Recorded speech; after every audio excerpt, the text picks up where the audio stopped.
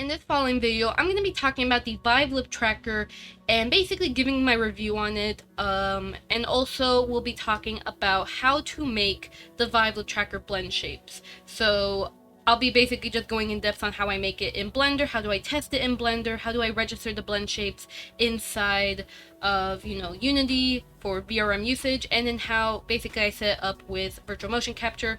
But let's get into the review so that way you can be aware on, is the Vive Lip Tracker worth it for VTubers? Now, to start off though, the Vive Lip Tracker is created by HTC, basically HTC, the ones who make the Vive headsets basically. So basically the Vive Lip Tracker costs about $130 as the base price, but it can cost $145 because of shipping, or $154 for express shipping basically. Now, besides the pricing, originally the Vive Lip Tracker was made for the VR, the Vive headsets, but down the line people found out that you can use it on non-Vive VR headsets. And now, I will say that, after people realize that more, there are more people who are able to utilize the Vive Lip Tracker, which technically is called Vive Facial Tracker, but I'm going to call it Lip Tracker because that's its literally only purpose, is that it only tracks the lips. It does not track the eyes, it does not track the eyebrows, nada. And I'll explain about how I was able to get my eye tracking, eyebrow tracking working, but basically a lot of VR chat people do utilize the Vive Lip Tracker because, that's like one of the biggest VR applications or VR games that you can use a Vive Lip Tracker. You could also use the Vive Lip Tracker on the program Live, which I'll actually start getting into the whole, is it worth it for VTubing, or at least usages for VTubing. So basically, when it comes to the Vive Lip Tracker, primarily it's used on VR Chat, Live, or VirtualMotionCapture. Those are the top three programs that do utilize it. There's probably some other programs that do also utilize the Vive Lip Tracker, but I probably either don't know about it or something else. But most likely I just don't know about it. So basically, when it comes to VTubing, so because we know that, for VR chatters, people can use the Vive Lip Tracker. They'll have to use now the Vive Lip Tracker, from what I've heard, is not natively supported in VR chat, which is kind of a shame, but you have to kind of go through a bit of some hurdles to get working in VR chat. But overall, you can still get it to work with OSC basically. But what about VTubing? Now VTubing, this really depends on the person. Now, there's a lot of factors to come to this, and I will categorize it in both VR VTubing and non-VR VTubing. But let's get into VR VTubing since it's the most easiest to explain, but non-VR, there is a lot to consider. So VR VTubing, you just have the Vive Lip Tracker mounted to your VR headset, and boom, you got some lip tracking going on. And the thing is that, it's pretty easy to use. If you want to use the Vive Lip Tracker on programs, let's say Live, you can definitely use it. For some reason though, from what I've tested, the Vive Lip Tracker blend shapes are not read by Live. Live only utilizes your default VRM blend shapes, a-i-u et al basically, and that's literally it.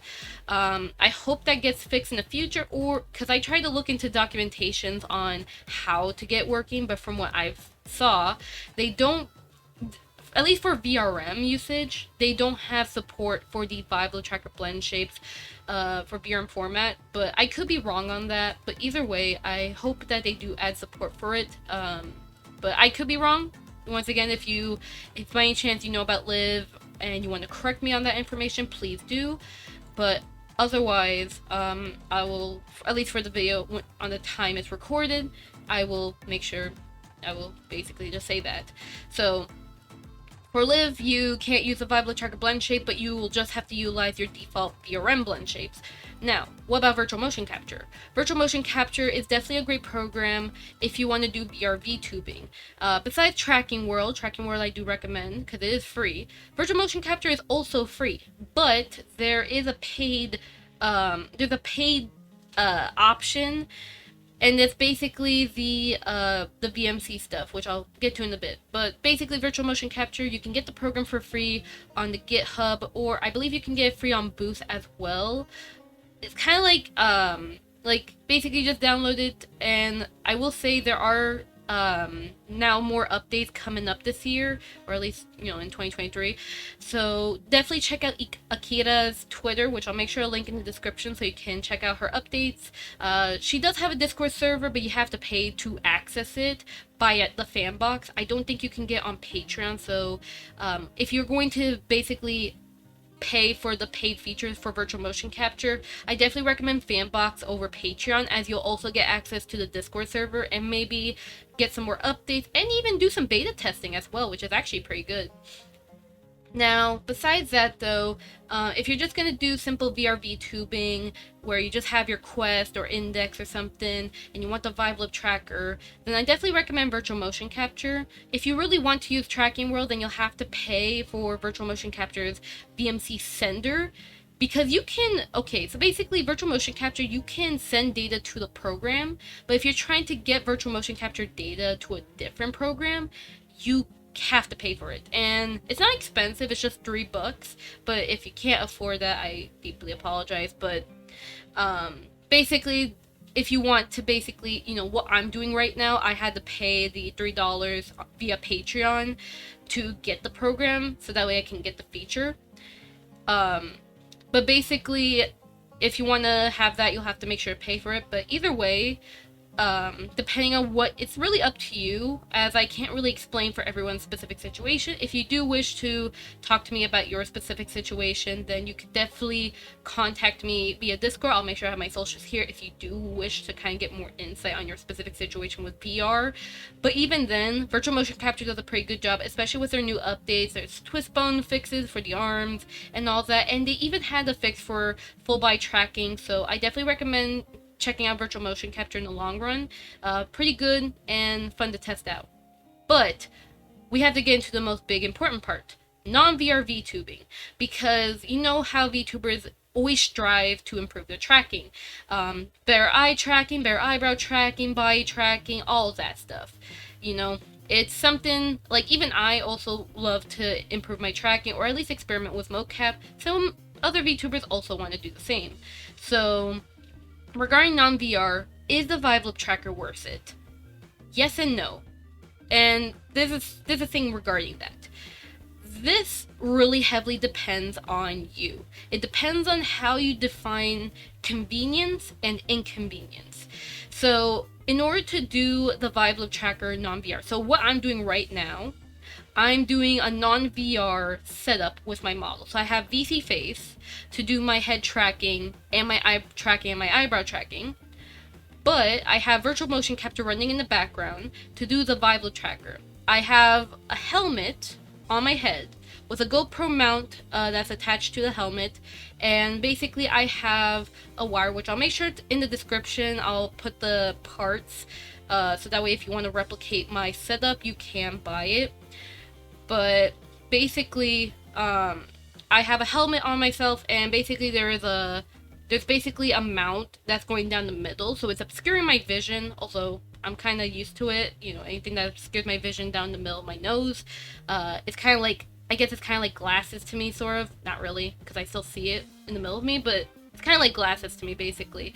So for this case, at least for me, this is kind of inconvenient, because at least for my case, I am holding the wire so I can make sure the Vive Lip Tracker doesn't, you know, because the thing is, the Vive Lip Tracker is really sensitive with the positioning, because it has to be really close to your mouth. You cannot set it as a webcam.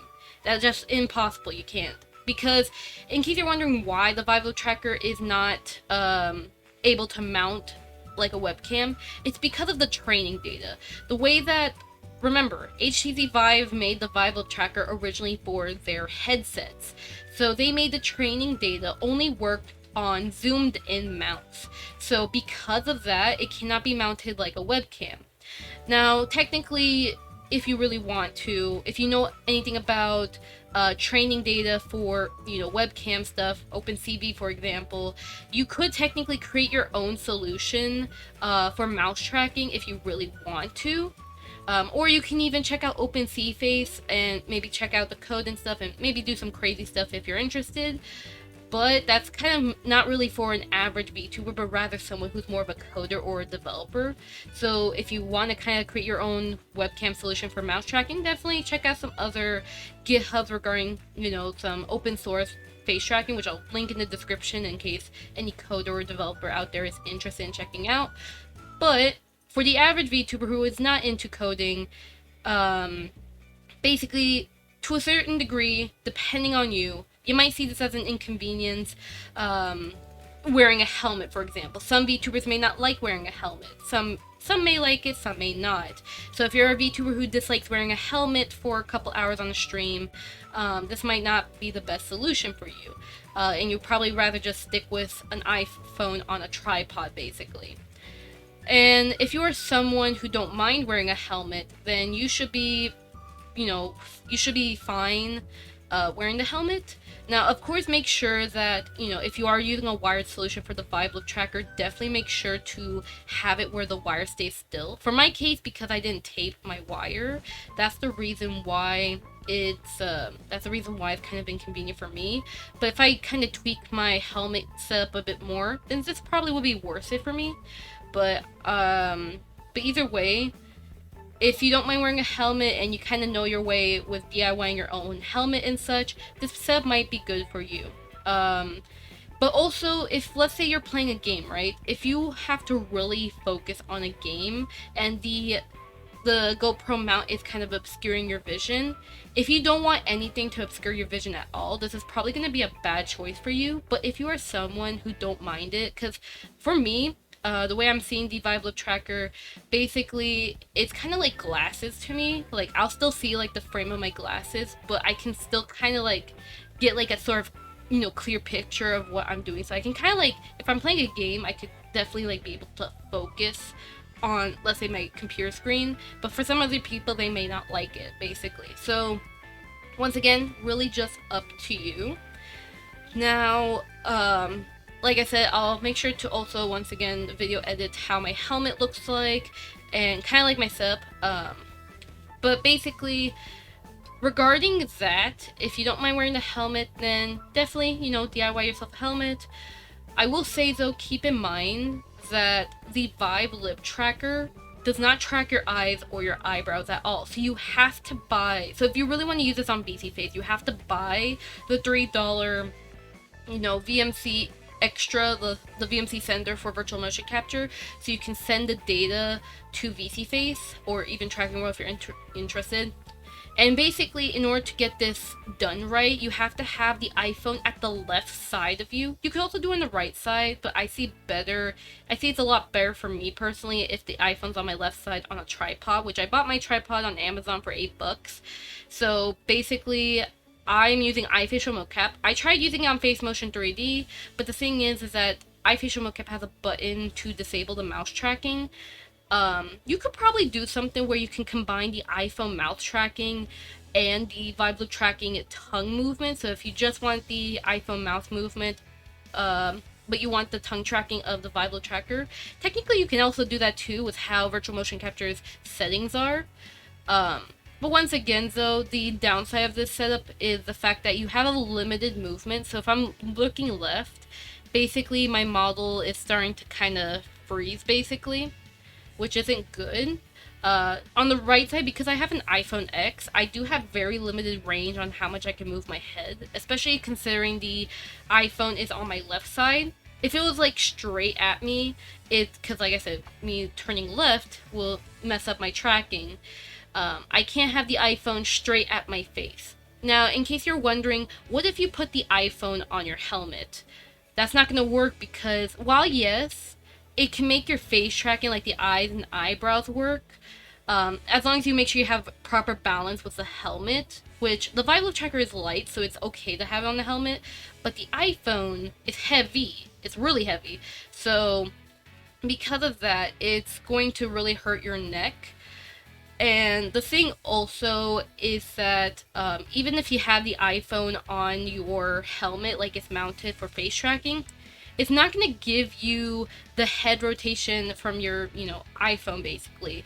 It's only going to give you mainly just the face tracking. So if you want to do that sort of setup, you have to get a full body tracking set, whether it's a mocap suit or a VR solution with the tracking, or let's say Mocapi, for example, if you get your hands on that, or Slime VR, whatever. Basically, you just have to have some sort of like another tracker for full body tracking that isn't camera based for the head movement. Basically, it has to be sensor based. I mean, you could probably do some webcam tracking with TDPT probably, but I haven't tried that out, but if you're interested, you could give it a try if the helmet method could work, which I'm pretty sure it can work. But once again, it really depends up to you, because this does start getting quite inconvenient, basically. But if you're really into it, where you want to have the tongue tracking, so like this, which I just did the tongue tracking, you can definitely, deal with the inconvenience setup. But if by any chance you don't like the setup of wearing the helmet, having VirtualMotionCapture on, having to buy the VirtualMotionCapture for the $3, make it a Patreon or a Fanbox account, you don't mind having the iPhone on a tripod on the left side of you, and depending on your setup, if you want to do the full body capture route, you don't mind setting up that. Basically, just depending on you, this probably might be a good solution for you. But if you want to stay on the more simple side for VTubing, stick with your, just stay simple, just stick with your iPhone. Don't overcomplicate yourself, because the setup does easily get overcomplicated with how the Vive Lip Tracker is. But either way though, hopefully that does give you at least insight regarding non-VR usage for the Vive Lip Tracker. Again, it really just depends on your setup and how you want the Vive Lip Tracker. Like, if you want to use it, you at least get some insight on how I got it working for non-VR usage. But really depends up to you. It's perfectly fine if you don't, it's perfectly fine if you can't afford the Vive Lip Tracker, or if it's too inconvenient for you. If by any chance you really want to improve your face tracking for VTubing, I definitely recommend probably upgrade your iPhone. If you want the best of the best tracking quality, you might as well get an iPhone 13. Overall though, I will say at least about probably an iPhone XR and above will probably be the best on getting the best tracking, solution, or the best tracking quality, as there's a bit more range basically on the newer models. But besides that, you also need to make sure to set up your blend shapes too. Blend shape quality does matter. So besides positioning your iPhone or Vive Lip Tracker, blend shapes do matter a lot. So like I said, the iPhone can track your nose, your eyes, your eyebrows, and your mouth. But the Vive Lip Tracker only tracks the mouth basically. So the thing is that the blend shape quality of your model matters a lot. So if by any chance your iPhone blend shapes are too stiff looking, the Vive Lip Tracker is not going to fix that. You have to make sure to play with your blend shapes, especially in Blender. Because yes, I don't want to sound rude, but if you have a Vroid model and you're just relying on the default Kana tool blend shapes, you're probably not going to get the best of the best quality regarding blend shapes. Because it's sort of like, it can still look good, and especially if you get the other program, the Kana tool program for editing the blend shapes to refine it more, you can definitely make your blend shapes a lot more expressive without using Blender. But if you really want to have even more expressiveness on your model, you might have to consider using Blender and sculpt brushes, which I made a tutorial on, which I'll link in the description if you want to take a look at it.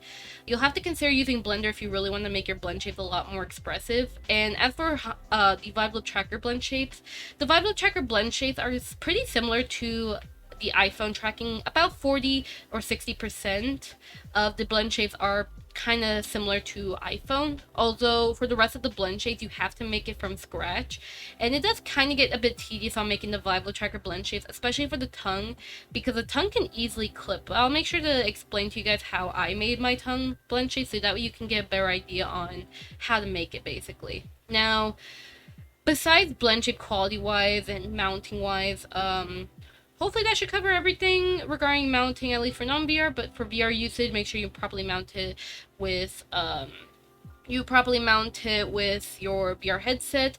I myself have a Quest 2, so I'll make sure to put a picture somewhere on the screen showing you my Quest 2 mount. So in case you're curious about that, you can utilize that. I got the mount from Mystical, so definitely check out Mystical out and get the 3D print file from his website, so that way you can use it on your Quest if you're interested. But for other headsets, you'll have to do some googling on the mounts basically.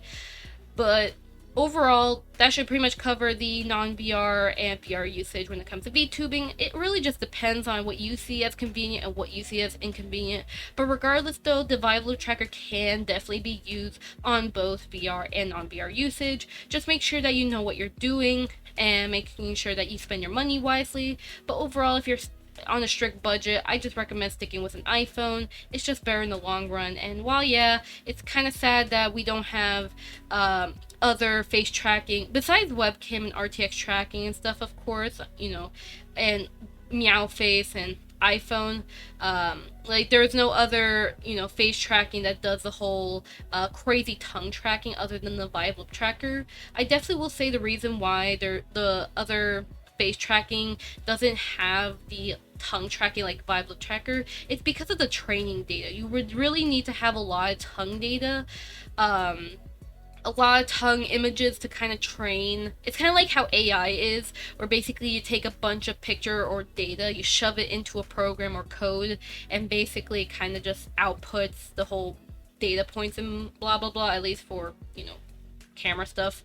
But Vive Lip Tracker has all the, at least a lot of tongue training data that they worked on. So that's kind of the reason why the Vive Lip Tracker was able to work with crazy tongue movement, is the training data. But technically though, for developer standpoint or coder standpoint, you can probably replicate what the Vive Lip Tracker does on a webcam solution, as long as you have enough training data to work with and all that. But even then, you're probably going to deal with some occlusion because our mouth does create shadows, and you also got the teeth and stuff. So definitely it's kind of very tricky to train the data on. But I don't doubt that someone's able to do that one day. Like I said, I will make sure to also link in the description that one GitHub I'm mentioning, the one who knows the AI stuff and the one who kind of explained to me this information on why the Vive Lip Tracker does this stuff and all that.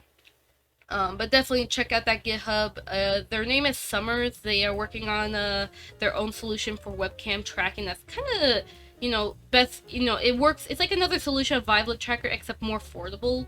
Webcam solution. So definitely check out that GitHub if you're a coder or a developer.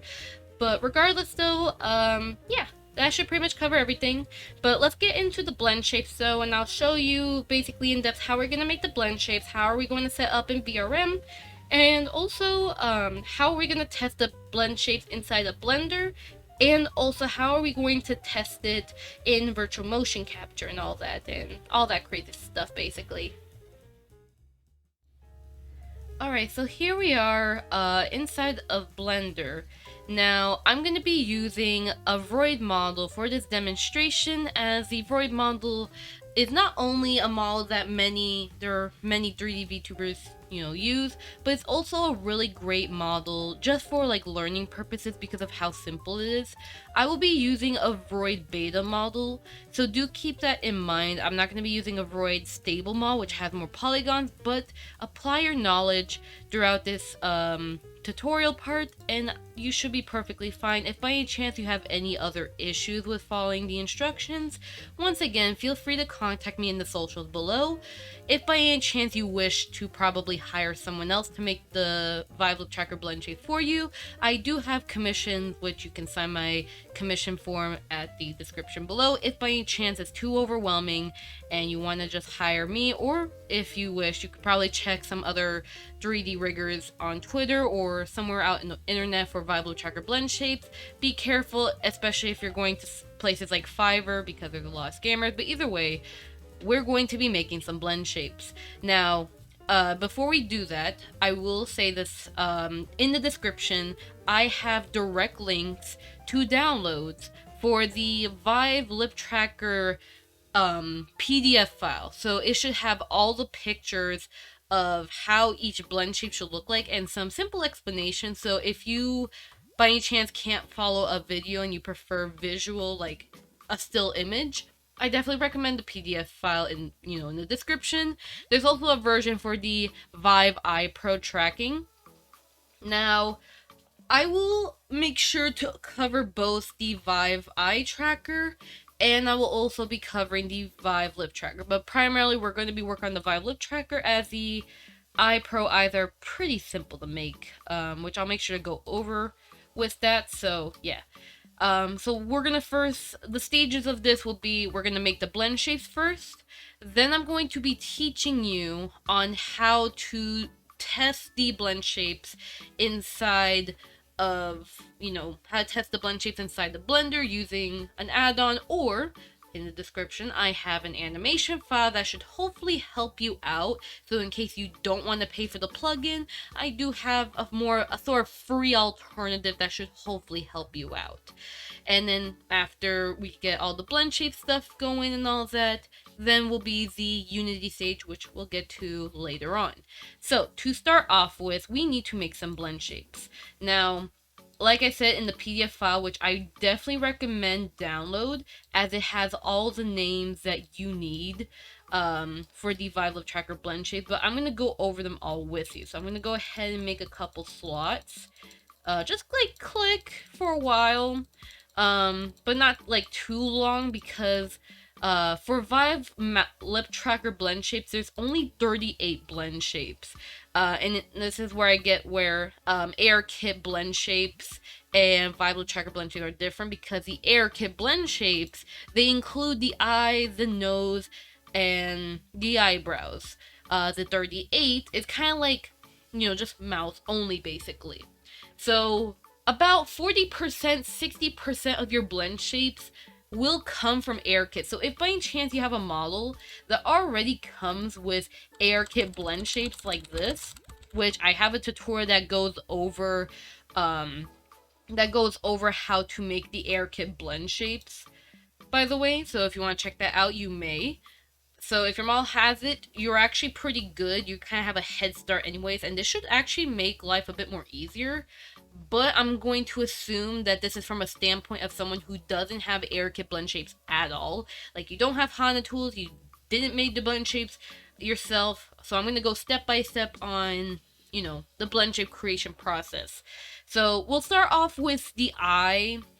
The Vive Eye Pro blend shape. That's, it's a pretty decent start. Like, it's not too tedious, and it should be like a sort of warm-up, basically. And then we're going to get into the more intense Vive Lip Tracker blend shapes, which I'll make sure to guide you on, which one's the mouse shifting, what does each blend shape do, and so on.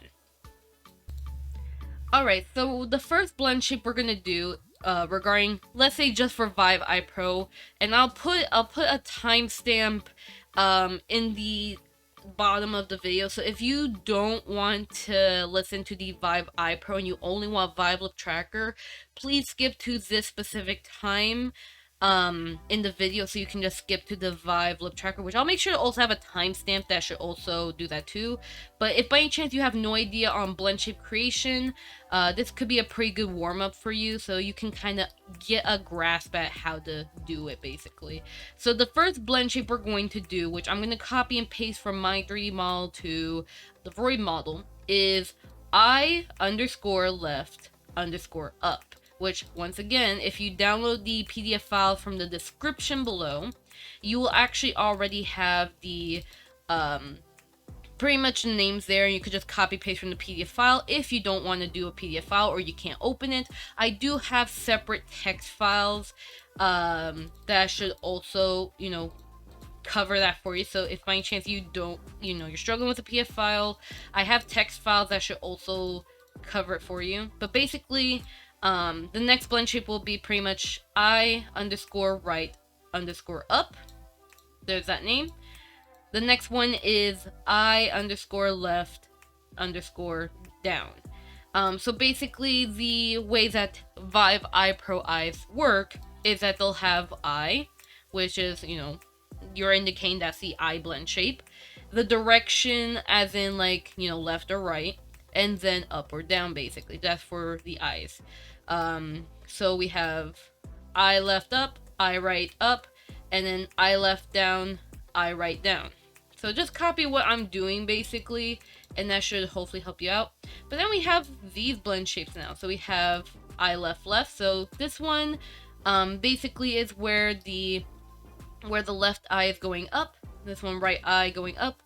This one is left eye going down, and then right eye going down. And then this one, eye left left, that means left eye looking to the character's left. And this is something to keep in mind, by the way, that when it comes to the model's direction, you are not going based on the direction of what you see in front. So for example, this is the right eye and this is the left eye. No, you're going based on the model's, like, basically, like, you're, like, think of it like you're inside the model and you're actually seeing, like, which, you know, direction is it. So you see that this side is the left and this other side is the right. So remember that perspective. Same thing with the mouse too. It's very important when you're doing the Vive Lip Tracker blend shapes that, you know, this is your left side of the mouse for the character and this is the right side. So therefore, this will be the, so basically think of it opposite. So this will be the left side of your character, and this is the right. If by any chance you still get confused, you can actually do a quick annotate right here by clicking it, and just write it down here. So I'm gonna go ahead, you can actually change the placement. I'm probably gonna just leave it as default. This will be left, and then this one will be right. Whoops, right. Let me just rewrite that. My bad. There you go. So that will be right. So that way, in case you get confused, you know which is which. Just so that way, you know, especially if you're a beginner at this, you don't get confused. Now, let me go ahead and finish up with making the other eye blend shapes. We'll quickly do it. Once again, to keep in mind, while I do write this out, which I'll give you some time to copy, once again, in the description there's a notepad, or note text file, basically. I keep saying notepad, but there is a text file that you can download, copy and paste, easy peasy. But pretty much the eye blend shapes are pretty simple. It's just your eye direction, your blink, and then your squeeze, or your squint, basically. And then of course your eye wide, so when you get shocked. Once again, this is quite optional. If you have a Vive Eye Pro, this is where it would be recommended to have on your model, or if you plan on getting eye tracking on your model, that also works. If you're using a Quest Pro face tracking, it's going to be a completely different story. I mean, similar, but different naming. So that's something to keep in mind, by the way, if you're going to do Quest Pro blend shapes. But here's the eye blend shapes, so we'll quickly go ahead and do that. So we'll start off by going to edit mode, by the way, and I'll make sure to go ahead and turn on my screencast keys in case you do get lost throughout the, you know, throughout the whole blend shape creation. So we're going to go into edit mode by pressing the tab key, and you can also press it on the top left area, so in case you're confused. So, and also in case you're confused on where the blend shapes are, it's under Object Data Properties, so remember that. And then, once again, if you're still lost, just click on Add Shape Key and you should be good. So, just a heads up right there in case, once again, you are lost or anything. But, basically, what you're going to do is you're going to start off with selecting the vertices.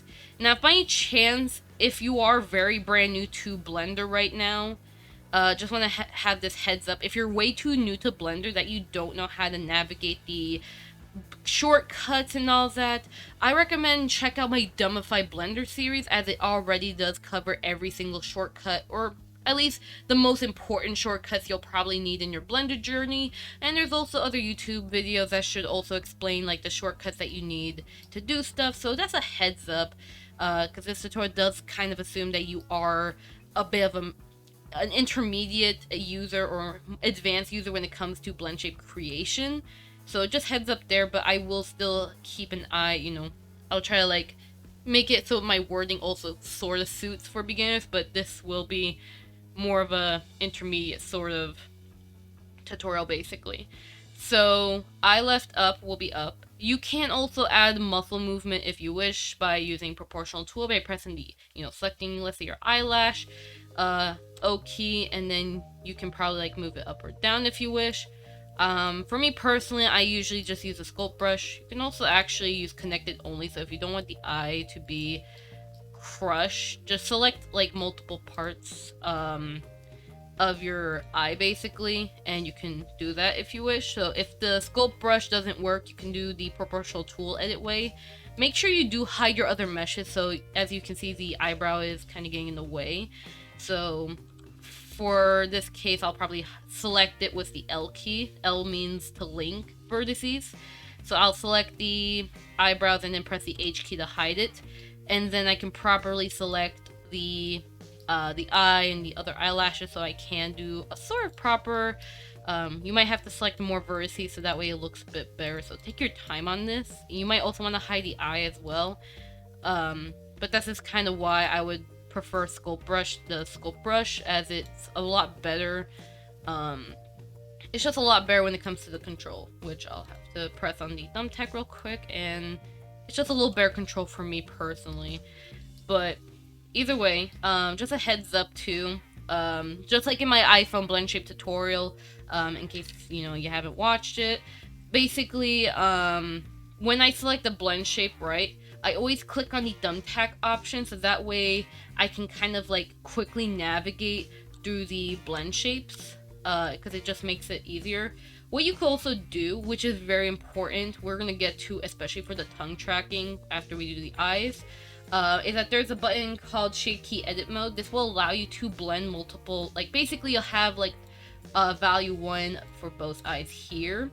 So if I go ahead to eye right up right now, and I were to go ahead and quickly, if I were to quickly go ahead and make a pose for it, basically, you know, as long as you disable the pin button, as long as you're able to, you know, have your both of these blend shapes set to 1 or multiple, it could be 5 even, you can actually have it set to where, you know, you can see multiple blend shapes, and you can even do your corrections even during edit mode. So if you want more accuracy, it really helps you out. And another thing too, if you have, let's say, 10 blend shapes turned on, and by any chance you don't want to just manually turn them off, which we're definitely gonna be probably utilizing later, there's an X button right here that should actually just turn off all the blend shapes and set them back to 0. That's something I didn't mention in my iPhone blend shape tutorial, as it is kind of new information to me, like 2 months ago. So that's something to keep in mind. But either way, we're gonna go ahead and continue. So I'm gonna go ahead and do, so for my case, since we're gonna do one eye at a time, we're just gonna do eye left up, which should look like this. Eye right up should be looking like this. You could do eye muscle if you wish.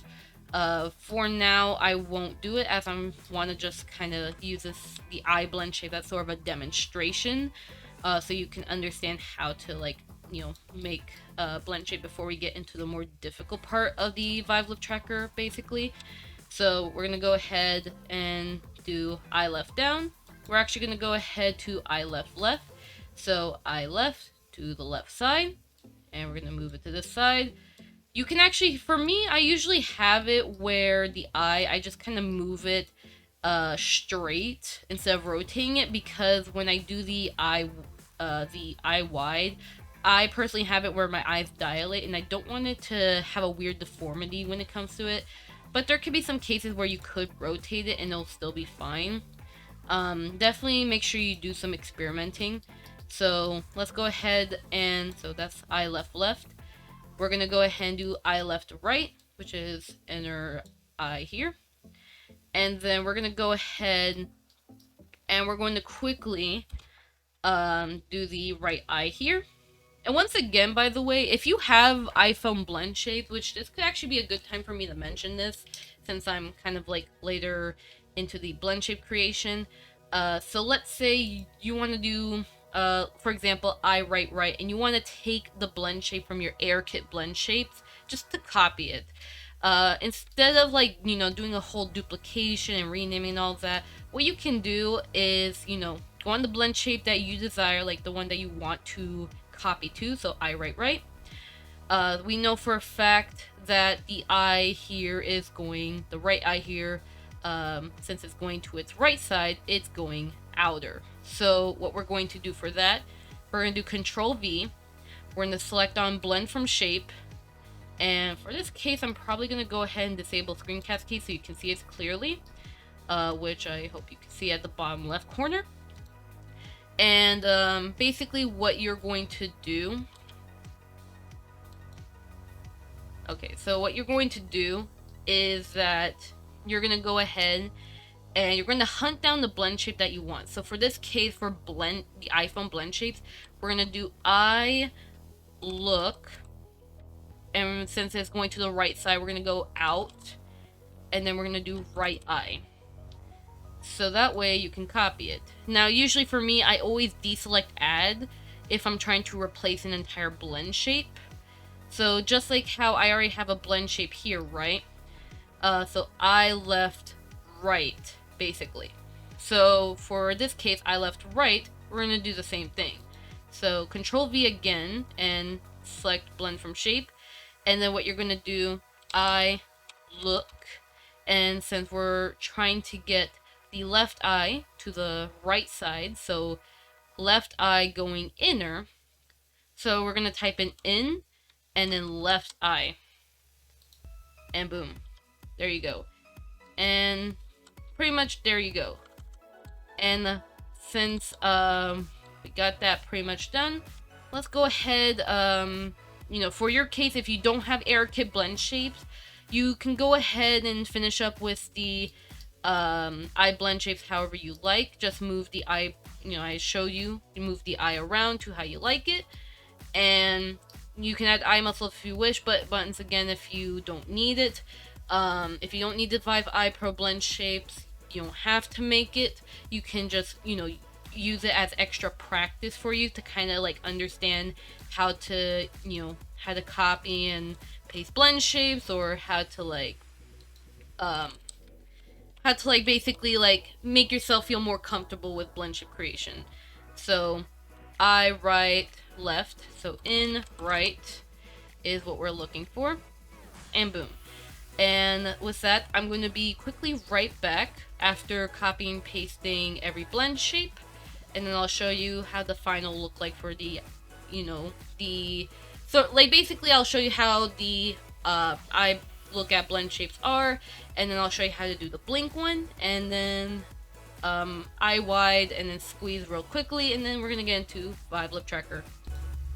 Okay, so I just finished the eye look app, or the eye looking blend shape. So eye left up, and then we got eye right up, eye look down, eye right, or eye left down, and then eye right down, eye left left, eye right left, eye left right, and then eye right right. So there you go. And also, in case, once again, if you're still lost on the blend shape referencing, I will also make sure that in the description below that there is also like a sort of download to a sample model. So if by any chance you do also prefer to have a sort of sample model, it's not a model from me, but it's made from someone else who has distributed a sort of sample model of the Vive VR blend shape for eye and the lip. So if you want to use a reference model, there is that in the description below if you want to download it. Basically, all the resources that you want for the blend shape creation is down below, all for free, except of course the Blender add-on, which I will be covering. But once again, I will make sure that there are options for there will be options for the, you know, free alternatives basically.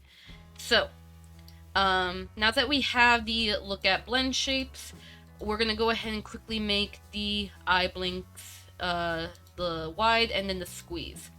So I left blink, basically, you know, very self-explanatory. That's your left eye blinking.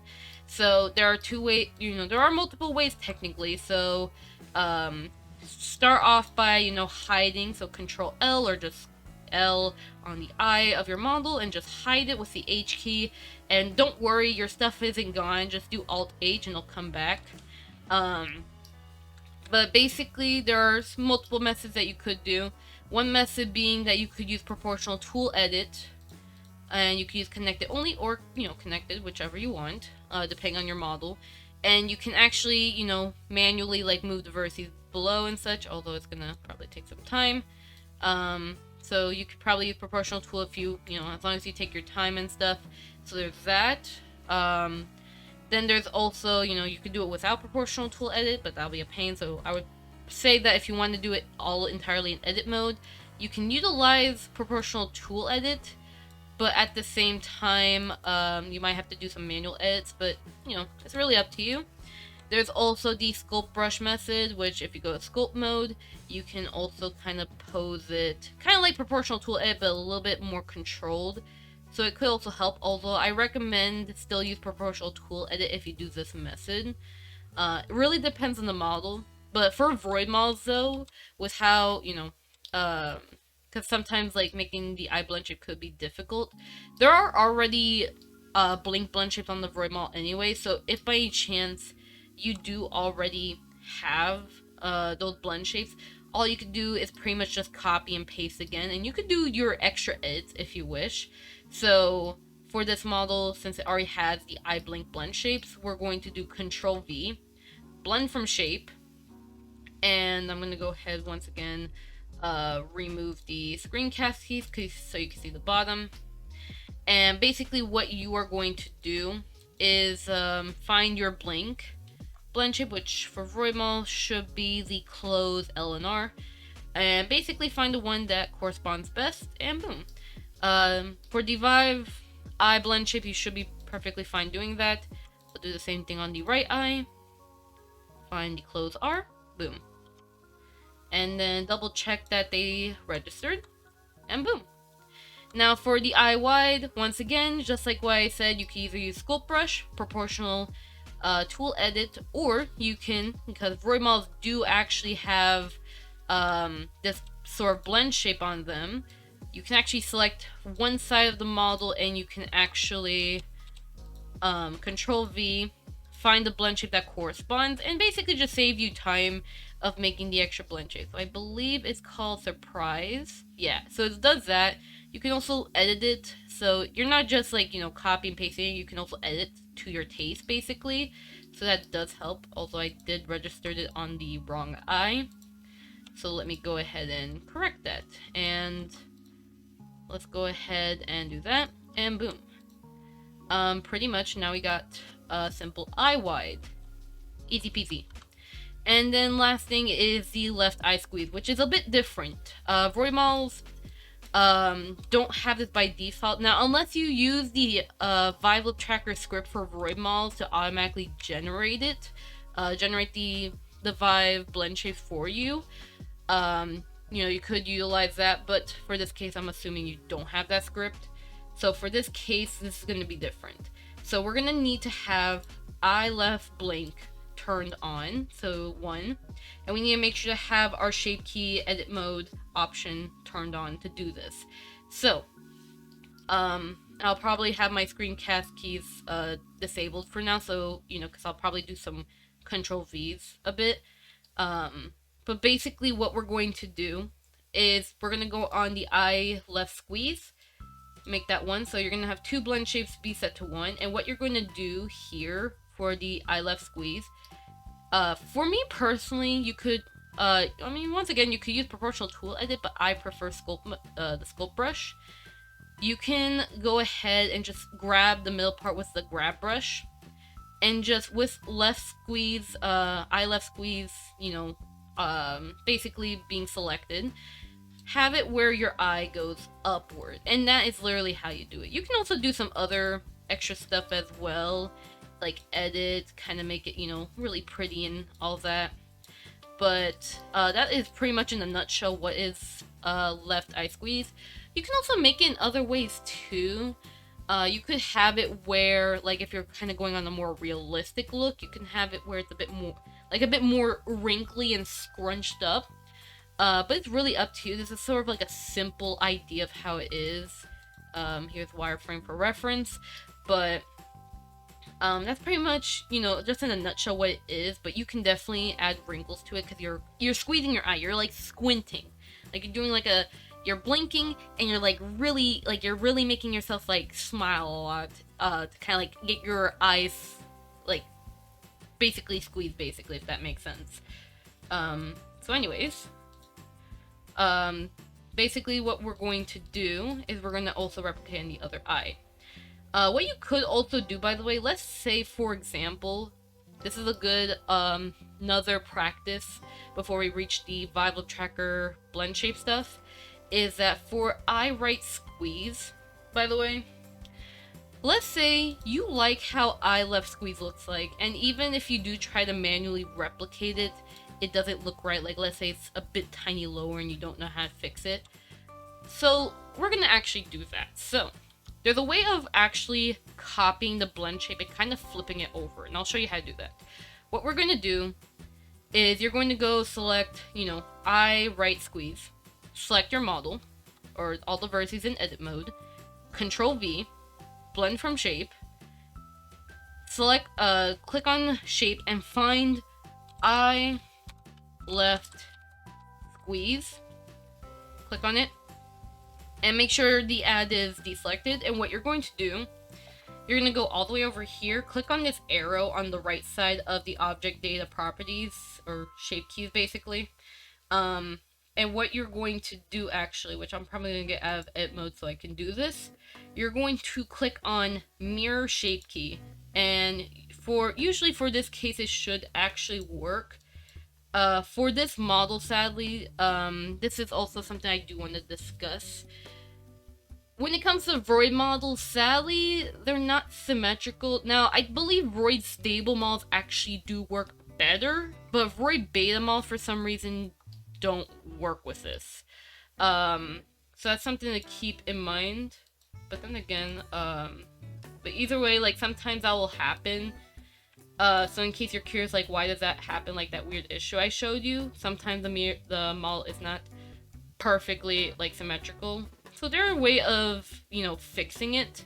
You can delete one side of the model and then mirror modify, but you'll have to edit the rig, because the way that Vroid beta, or even Vroid stable models, the way that their armatures are named, they don't really actually mirror in Blender, so you'll have to rename it, which kind of sucks. But that's something to keep in mind about. So if your model doesn't want to mirror, that is kind of a shame.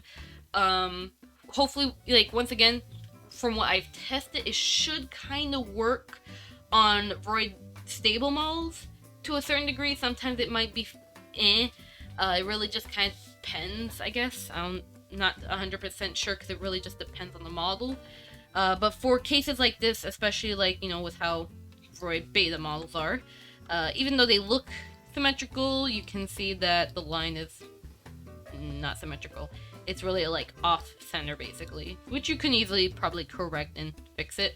But because of that, for my model, my other model, which I will go ahead and toggle to, which I will go ahead and swap it inside of OBS. So let me go ahead and get my model here, so you can see my model here. And basically for my model, for this case, basically, let's say we want this blend shape. We're going to do blend from shape, eye left squeeze, for example. Let's say that. So we're going to take this blend shape, for example, and what you're going to do, or at least what I'm going to do, is I'm going to mirror shape key, and you can see this one actually does work. Yes, there are some failed vertices, as you know. I do have asymmetrical cheek lines, as you can see, which I will have to manually edit. But some models, they might fail at it. Some models will actually do a semi-good job at it. But that is something to keep in mind about. But either way though, that should hopefully at least help you like get an idea on the whole blend shape creation. Let me go ahead though, since that was a failed. I'm going to go ahead and reset the blend shape. So in case you don't know how to reset blend shape, just select in edit mode. Select the blend shape that you want to reset. Select all your vertices, Control V, blend from shape, and then select the basis shape here, and then you should be a-okay pretty much.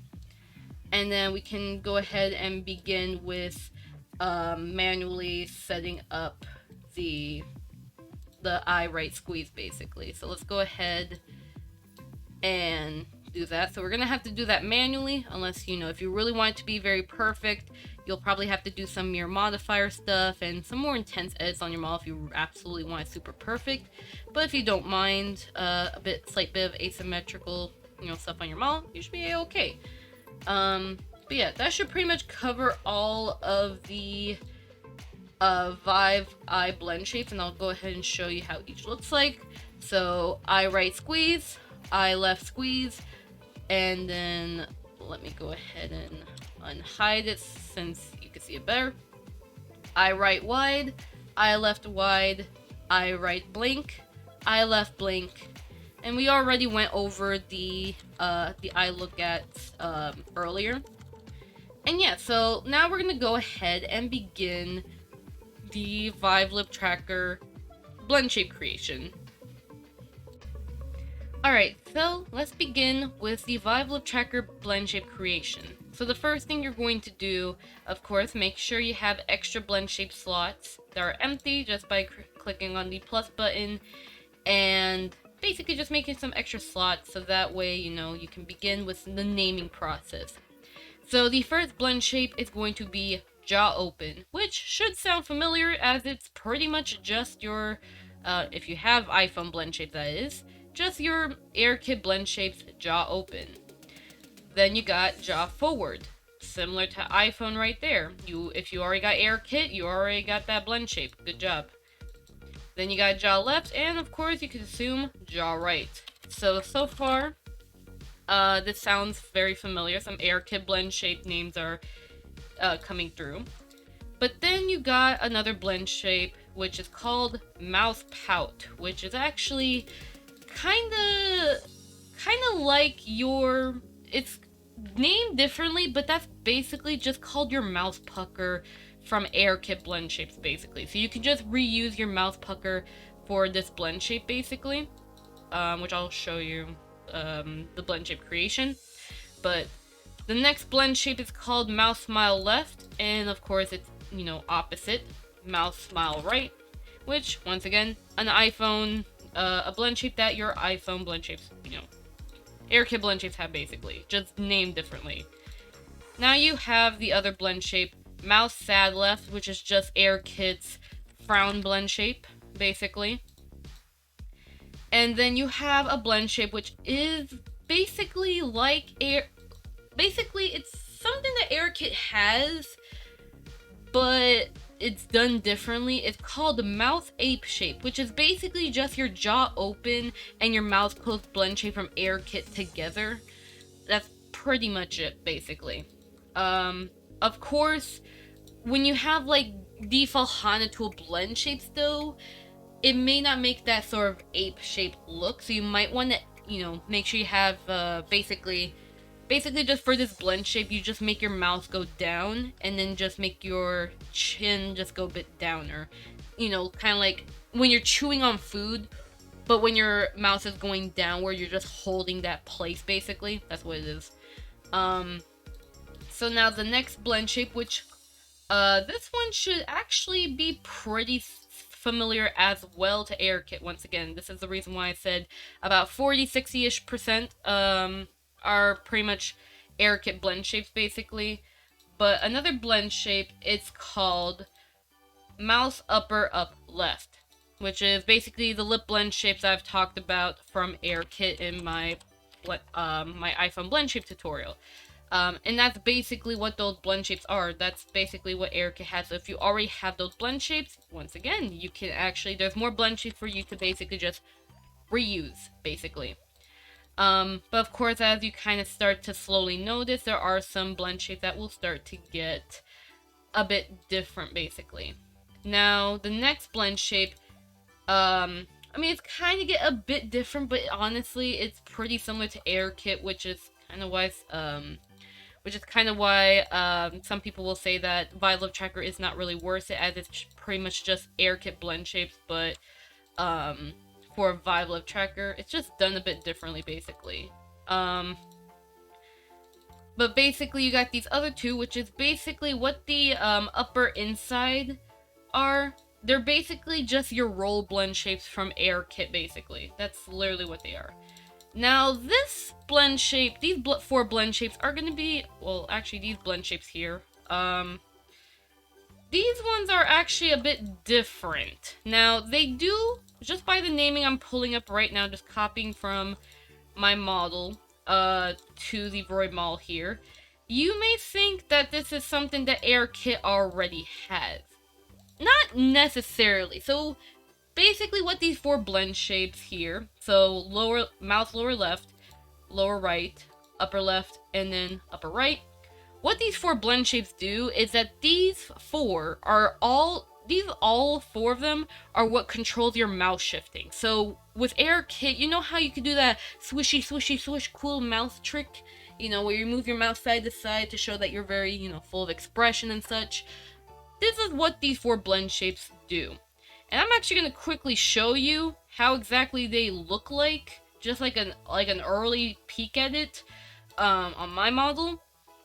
So basically what they are is that right here, basically mouse upper right is basically your upper mouse is going to the right side, and then the upper left is to the left side, basically.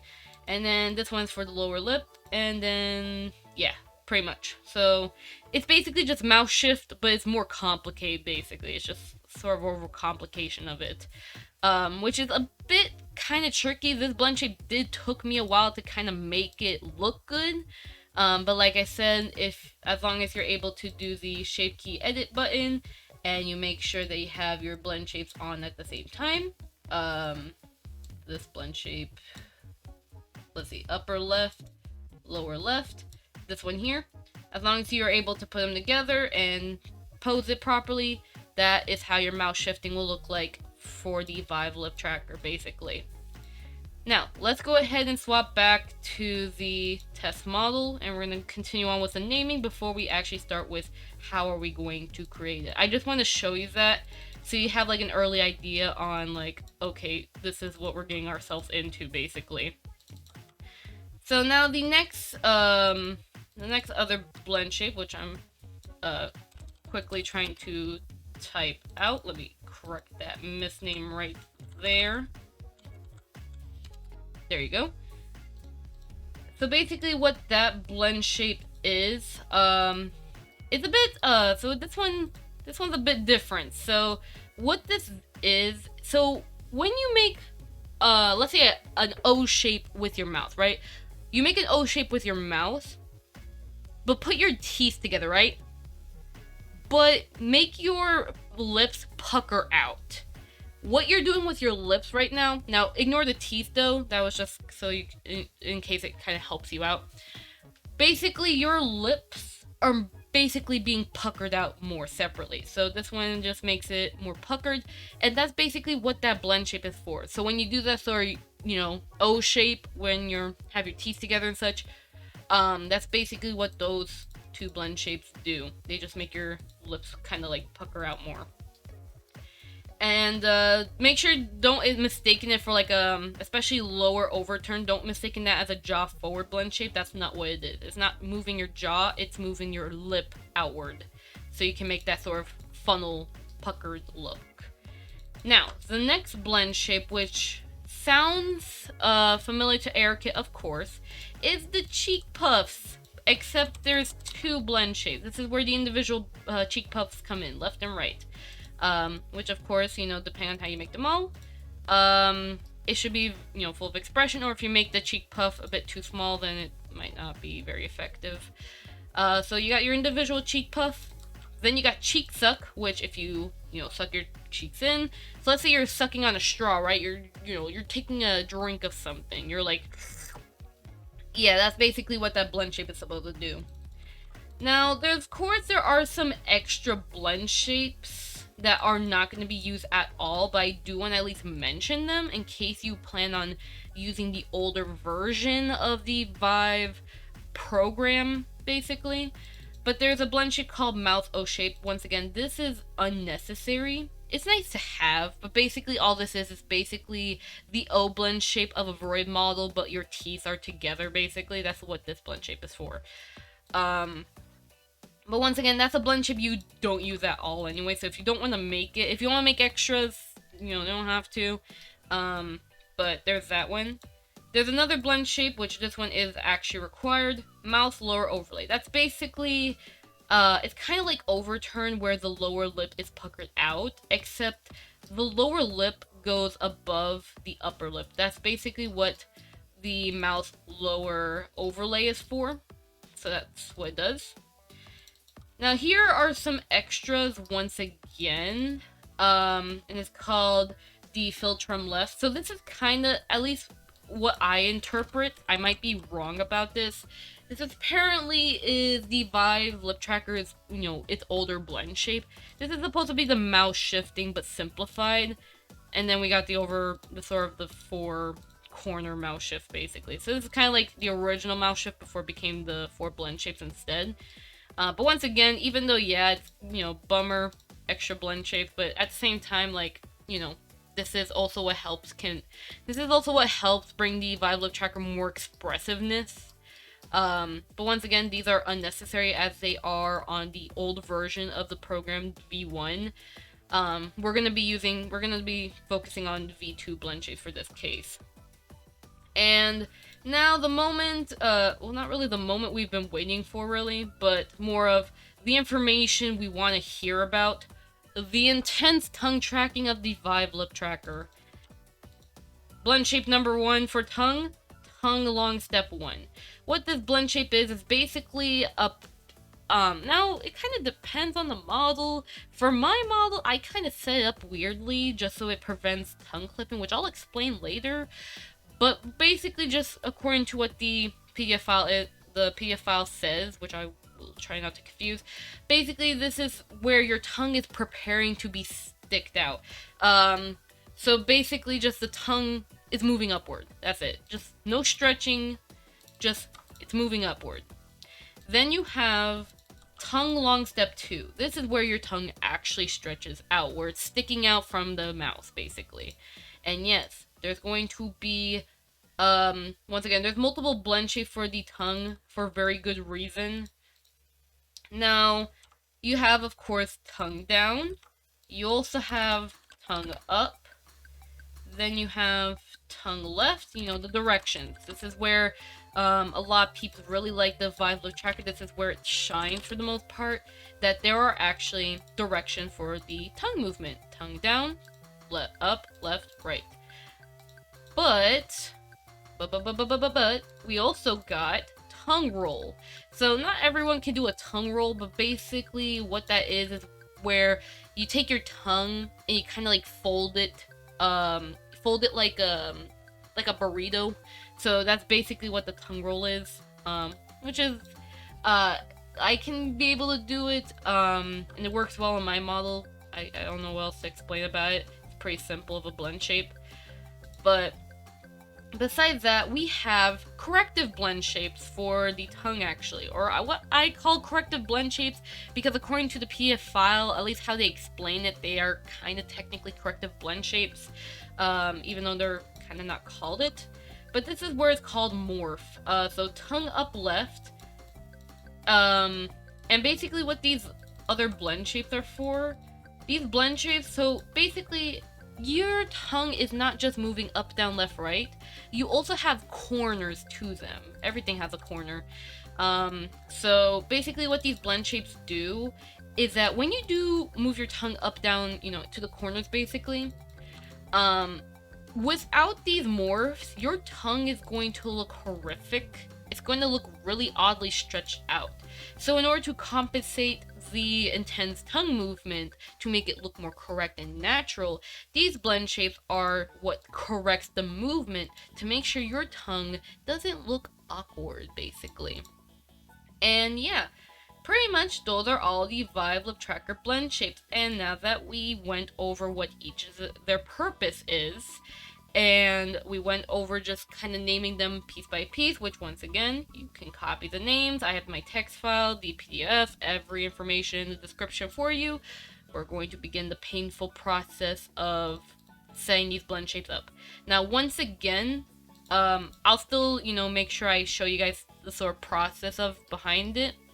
But do keep in mind, once again, you really do have to heavily apply your knowledge because every model is different.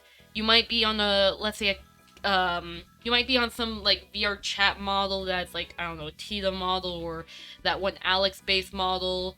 Was it the Alex base or a Panda base model? I forgot the name. But there's that model. You could be on some other base model you got, or maybe you have a more animal model or something. Basically, apply your knowledge. But I will make sure to guide you guys through how each of the blend shapes should look like and kind of like how to create it. But once again, keep in mind, apply your knowledge. So once again, if you by chance, let's say for jaw open, if by chance you don't have the air kit blend shape, which is not really the best solution because it's recommended that you have air kit to kind of make life easier, but let's say you don't have it at all. Method number one of making jaw open, like I've explained, multiple times, if by any chance you have watched me do the Vive Eye Pro blend shapes. If not, I will go ahead and repeat what I said over there. But basically what you're going to do, you're going to go into edit mode. And what you're going to make sure you have the thumbtack button here so that way we can be able to toggle it easier.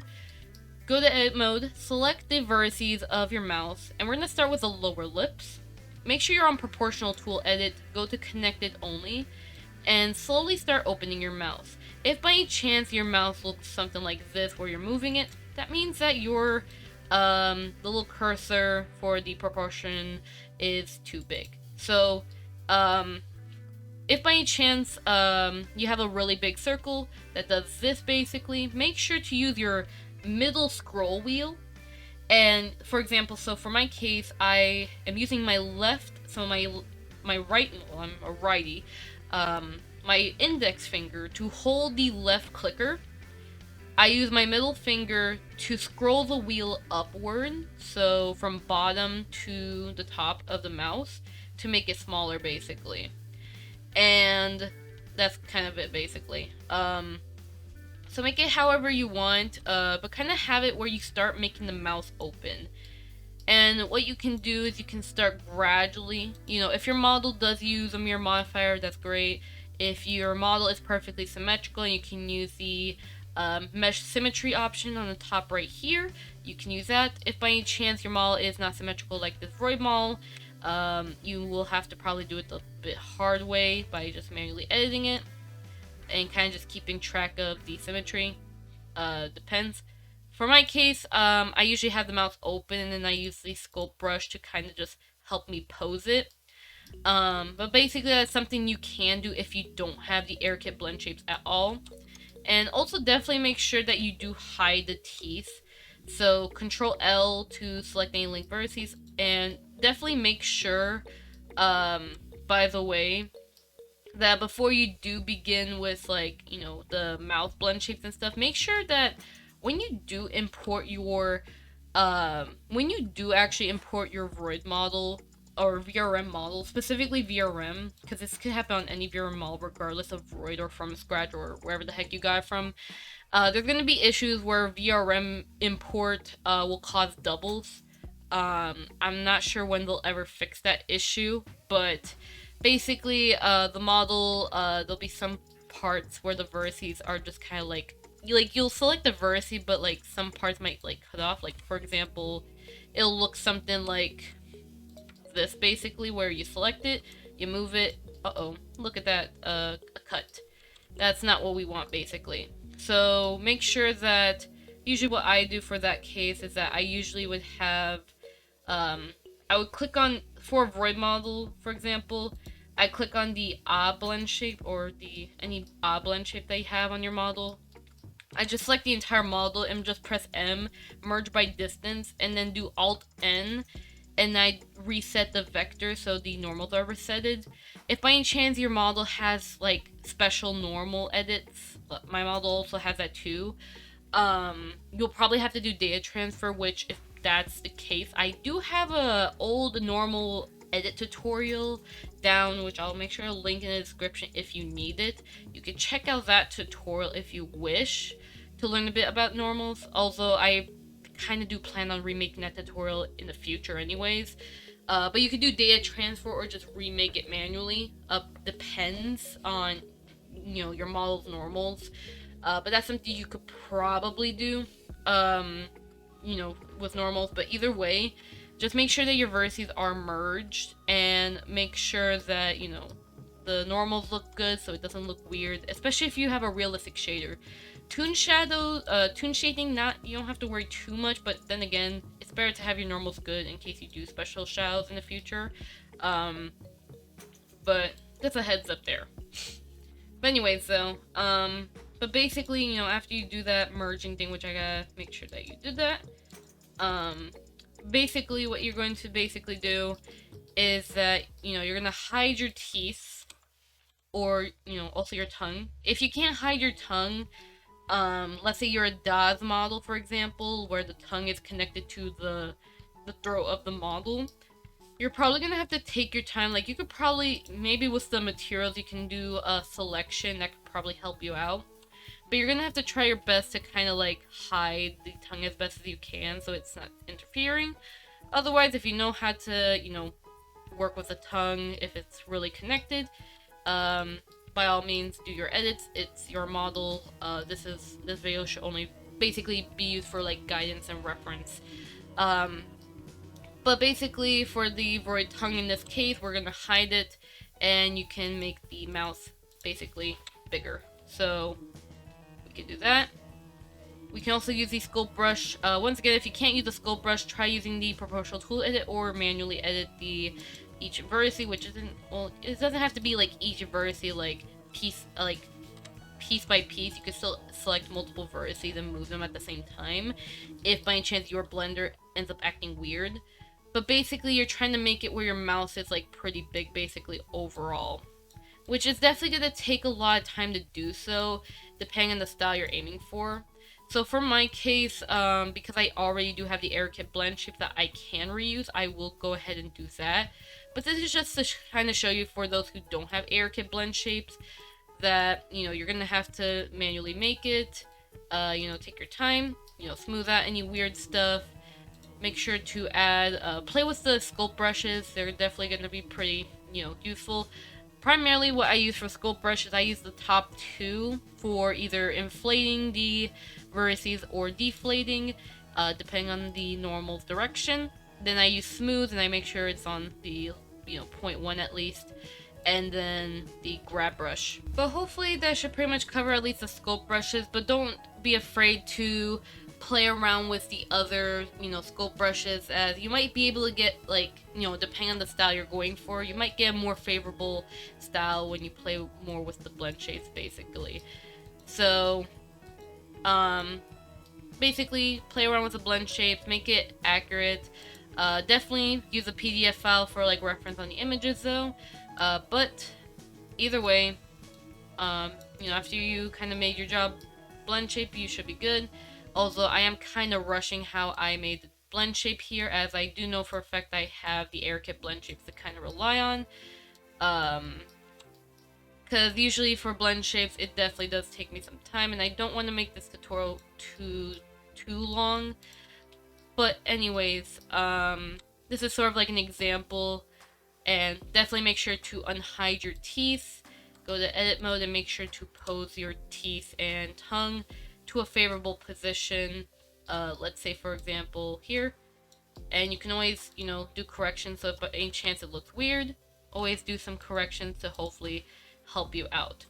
But for my case, what I'm going to do is I'm going to copy from my AirKit Blendshapes, draw open, and just copy it from there. And what I'll do is that I am going to hide the teeth, and I'm going to quickly edit the blend shape so that way it looks more favorable to me. So I'm going to go and quickly make it so that way the jaw's a little bit like bigger-ish, just a little bit. But you can also just leave it exactly. So for my own personal model, it's basically just an exact copy of my AirKit Blendshapes anyways. So there's that. And that's pretty much what the Kana tool Blendshapes also do, especially if you're using the Vive Lip Tracker scripting. It does the same thing by just using the blend shape of the Vroid model. That's literally it. But anyways, though, besides that, and I'm gonna go ahead and lower it so it's that way it's a bit more positioned right. Basically, have your mouth open for jaw open. The next one will be jaw forward, which in order to basically do jaw forward, you would have to, of course, hide your teeth. Go ahead and select the lower jaw of your model. Now, depending on up to you, you can either select the inner mouth area, the little mouth socket here if you wish, or not. I'll probably keep it deselected. Make sure to basically select your lower lips right here, and kind of make sure that the lines are following, so that way it will look natural basically, which this is a bit too high. So I'm gonna go ahead and do that. And then all you're basically going to do to start off is you're going to move the jaw forward. You can use sculpt brushes to help you out to smooth it, which I do recommend. That's what I do for my models, is that I start off with just grabbing the vertices, move it forward in edit mode, and then I use the sculpt brush and take my time refining the jaw forward. This is also the same method I do with jaw left and right, which is kind of why I make sure to keep the same selection for jaw forward and such, so that way it's a bit more easier. So instead of reselecting every single time, I can be able to just make it a bit easier on me basically. But this is if you're going to make it, from scratch. If by any chance, you don't have AirKit Blendshapes, which I'm going to state that a lot. If you don't have it, this is probably what you might want to do. So you can do that. Make sure you move your teeth accordingly. I will go ahead and quickly do jaw left, and then jaw right, like that. Quickly edit it just by smoothing it. So what I'm doing while I'm on the grab brush, I'm holding the shift key and I'm just smoothing out the vertices so it doesn't look really sharp and it looks smooth. You might, depending on your model style, you might want to have it sharp for some stuff, like depending on the style basically, but then again, it's just up to you. I'm just providing the reference, or at least sort of a guide on how to make the blend shapes. So that's something you can do for your model if you want to basically, create from scratch. So that's that in a nutshell. And then you will make sure, after you do your left, right movement, and then forward movement, and, of course we already did the upper. You might also want to make sure to adjust the bottom part and smooth it out. Alright. Then make sure that you, of course, move your teeth accordingly for this. So I will go ahead, move accordingly. Just move it left and right. You don't have to adjust the angle. Depending on the model, you could, if it's a Vroid model and you don't like how the teeth are really angled, you can adjust the mouth, the teeth to be more straight by default, just by going the bases and just rotating the teeth so it's more straight. Really up to you. Just up to you on what you like. Alright. So let's go ahead back to double checking to make sure that the movement is there. So after you pretty much got your basic movement, that's pretty much how you do the jaw forward. But if you want to, once again, copy from AirKit, just do Control V, blend from shape, and then find your jaw forward from your AirKit blend shapes, basically.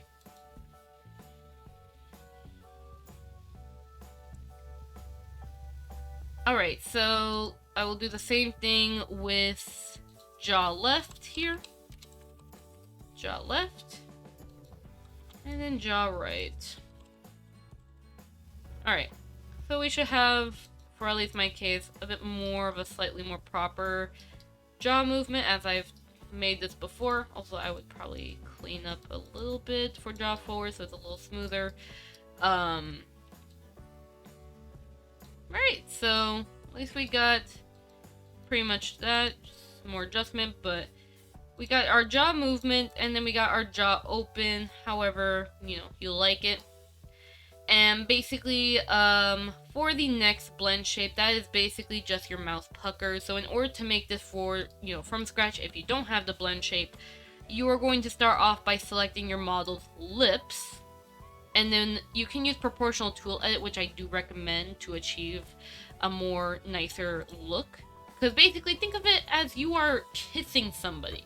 You're gonna make out with someone. You're gonna pucker up, basically. That's what you're doing. So make sure that you're on proportional tool edit by toggling the O button. Click on connected only. Do S. Press the S key to scale. Press the X key to, lock it to the axis. And, adjust your wheel depending on your model size. And make it where the lips are a bit closer to each other. Then what you can do is you are going to slowly move the mouth upward and adjust your proportion size for, depending on your model, basically. And what you're going to do now is that you're going to then sort of create a more puckered look on the lips. So, definitely take your time on this depending on your model. So I'll go ahead and do that. So I would probably have it where the lips are a bit outer, but once again, it kind of depends up to you. I would probably do some sculpting if I really want to make it a bit more realistic on the side. But once again, it just depends on what you want, basically. So I'll go ahead and do that. I will go ahead and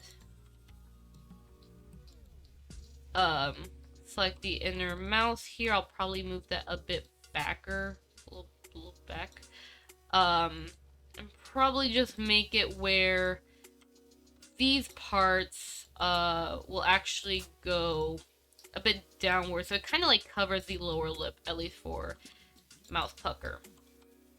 But either way, you can just play around with it, smooth it, however, go crazy with the mouth pucker. But in a nutshell, it's basically just your lips, basically going out to give someone a kiss, or you're trying to, I guess, just basically that, just mouth pucker. And of course, if, for AirKit blend shape people who already have the blend shapes, Control V, blend from shape, find your mouth pucker blend shape, and just, you can use that basically. For my case, I made my mouth pucker for the AirKit bigger, which I probably would recommend for Vive Lip Tracker 2. You want to make sure it's, as emphasized as possible for the tracking, but don't overemphasize it, as remember, the Vive Lip Tracker does not have actual settings to adjust the sensitivity per blend shape, so you're going to have to keep that into considerations for the model, basically. Now, besides that, the smile left and right. And also remember, the mouth pout, you don't touch the teeth. Don't touch the teeth. But for smile left and right and sad, those four should be pretty easy. So first of all, make sure to hide your teeth and tongue with the H key. Don't delete it. And basically what you're going to do is you're going to click on the thumbtack, make sure that's disabled. I'm going to go ahead and press the X button to reset any blend shape that is active. And basically mouse smile left, set that to 1, and mouse smile right, set that to 1 as well, and begin creating a smile basically. Make sure to click on shape key edit mode if by any chance you want to do it in, edit mode with proportional tool edit. But for my case, I'm going to use a sculpt brush to sort of make my smile basically. So I'll make a nice smile here. And once again, pretty much you could just copy. So if you have ARKit, just copy from your mouse smile blend shapes, both of them. And you should be pretty good to go already for that. So you're pretty much good to go. Once again, if you have ARKit blend shapes, you really have a big advantage. If you don't have ARKit blend shapes, you are slightly at a disadvantage, but don't worry. As you learn more about blend shapes, you should be able to, master it all basically. Now you can make your smile really big or you can make it really small. Usually I kind of recommend to make it, natural looking, because when you smile, it's not going to be like super light. It's going to be like, whatever you see with both blend shapes on, that's actually what you're going to really see with the Vive Lip Tracker. And same thing with your frown or the sad blend shape. Go ahead, sad left, and just start making a curve basically. You can make it pretty light, so if you don't want to look frowny like sad and such, because remember also with our IRL faces, when we have like a neutral sort of face, we do kind of have our lips like curved downward, because that is sort of like a bit of a neutral face. So if you don't want to look like super sad, like you don't want your mouth looking super sad when you're actually like in a neutral, you might want to make your frown, or the sad, I'm gonna keep probably calling it frown, but basically you don't want it to overemphasize it. If you don't want your model to look super sad the entire time, you probably want to keep it as light as you can, but still have it there, so like in case your character is sad, like if you're gonna be sad with your character, you want to make sure to show that emotion basically. But yeah, either way, definitely experiment with what you want to do. Make sure to also adjust the other parts of the vertices to make sure it's good, and you have a sad face, sad lips. And that's pretty much how you make the smile. Once again, you can also just go to edit mode, Control V, and just copy. But let's go ahead and move on, as we already, see these blend shapes here. Now, the ape shape, basically what that is just your mouth is going down and the cheek or the chin is basically just going downward. So I'll show you how to do that. So for me, I prefer to do this with sculpt mode. You can also do this on proportional tool edit by just selecting the mouse, pressing the O button, and just kind of moving your mouth down and just doing your edits, and then selecting your chin and moving it down. For my case, I will do sculpt brush, as I personally prefer that. So make sure you have your thumbtack on, so that way you can make the ape mouth basically. And you're going to move it, you're going to select your lips and you're going to move it downward. Me personally, I usually have it where there's like a frown, because like when I do the sort of mouth IRL, my lips would also kind of do a frown basically, because you're kind of putting pressure to make your mouth go down basically. And then I will click on the sculpt, or the sculpt draw brush here, which is the top one, and that's gonna help me make my the chin here basically look more longer. You don't want to make it look too long unless you really want to.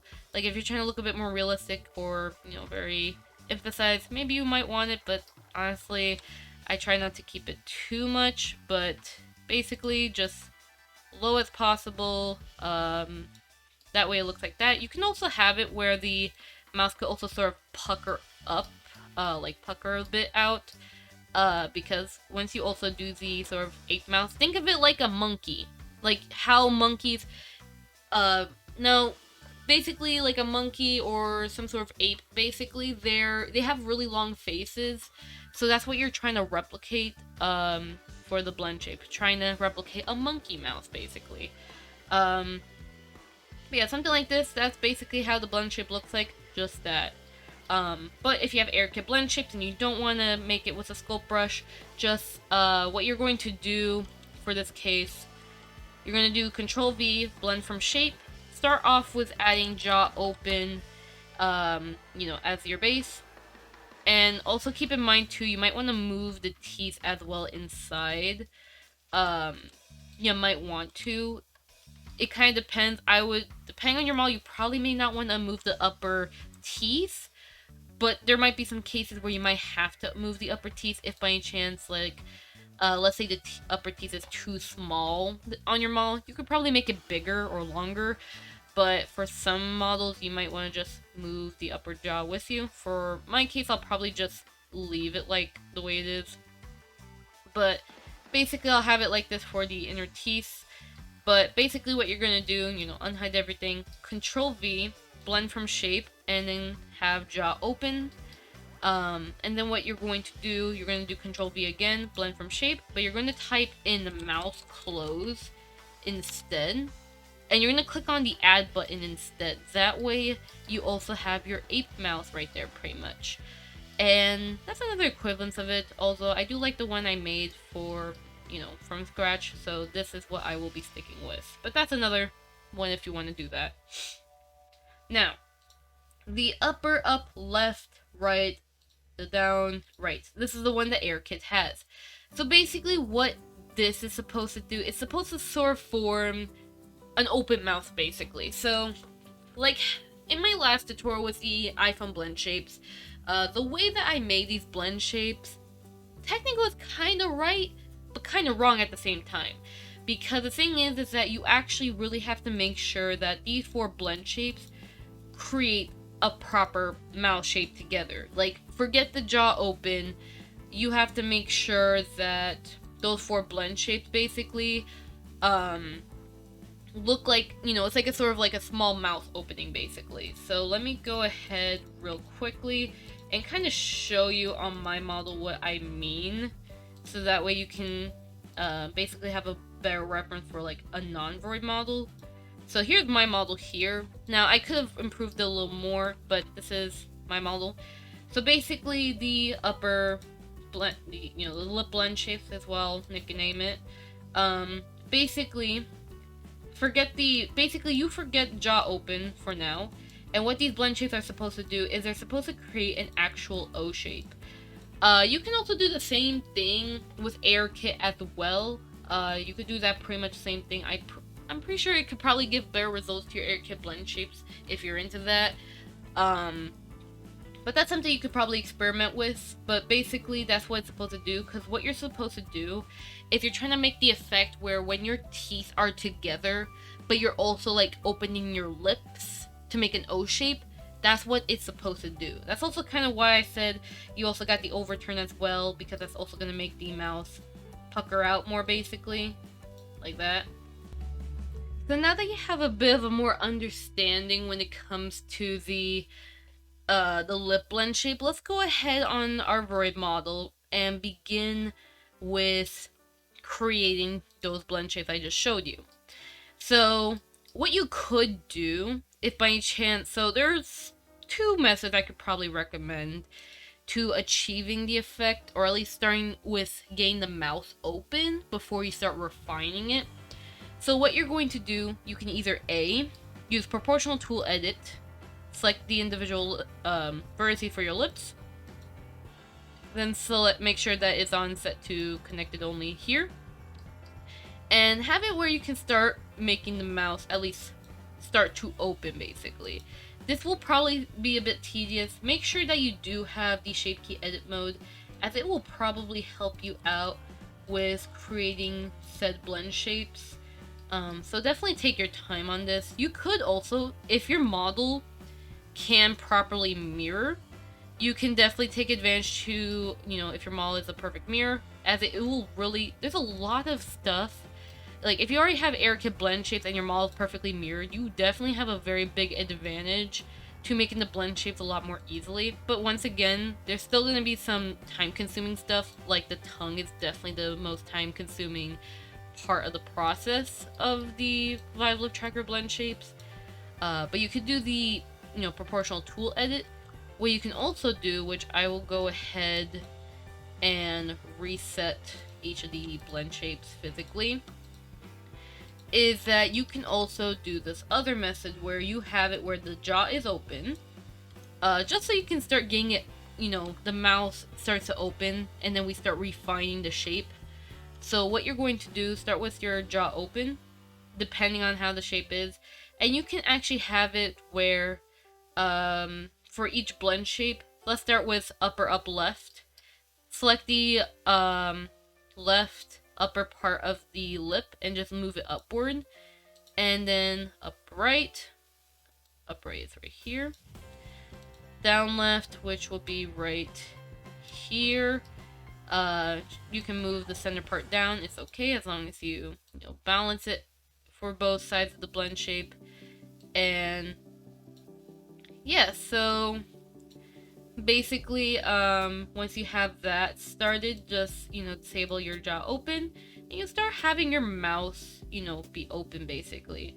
But the shape is still off. We're supposed to have a more O shape to the character, so we can have a proper mouth funnel blend shape.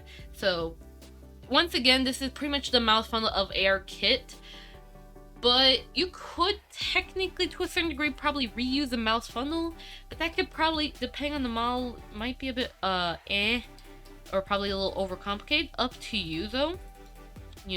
This is, depending on what you're doing with the tutorial, this is, what you're doing with the model is your business, and you do what is best.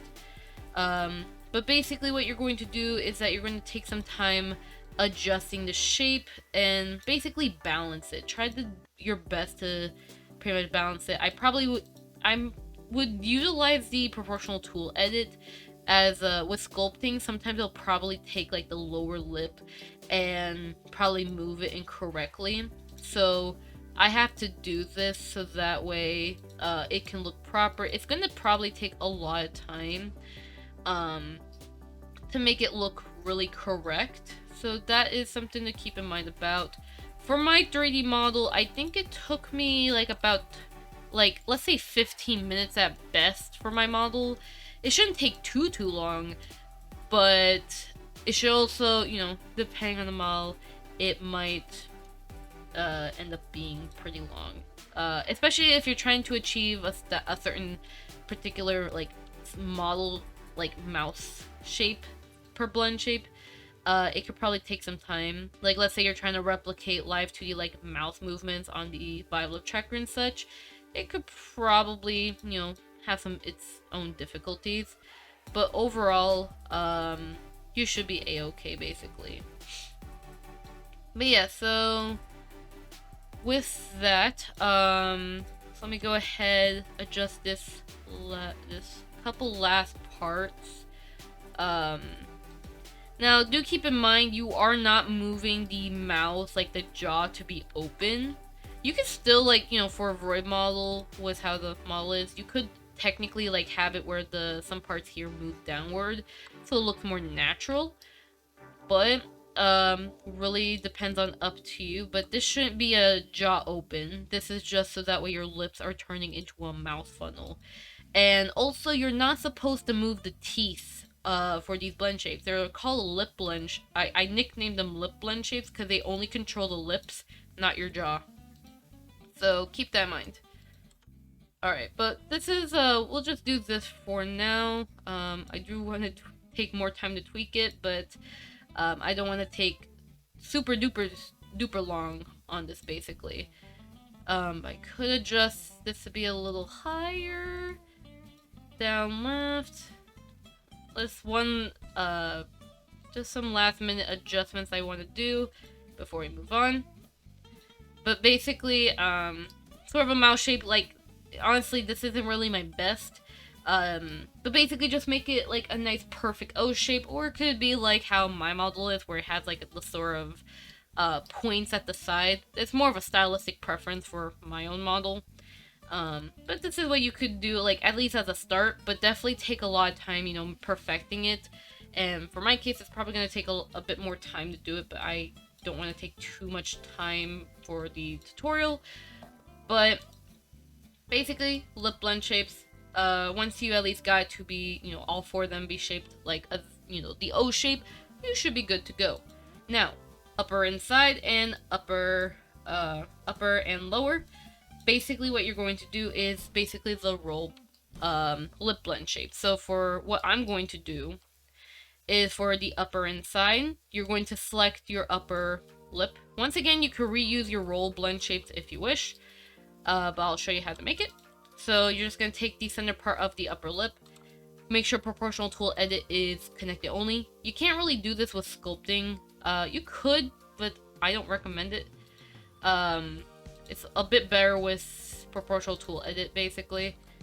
So basically, you're just going to just kind of move it, adjust your proportional, your proportional size, sort of rotate it because you are rolling the mouse inward, and you're also rolling it downward. Try not to overdo it, but basically that should be pretty much the upper inside.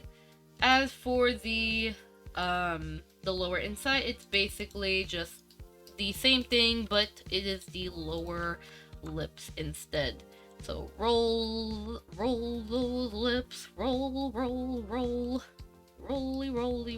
poly. You could probably also scale it to the y-axis so it's a bit more rounder and more natural looking. Roll. And that's basically an example of the lower inside. Lower. Alright.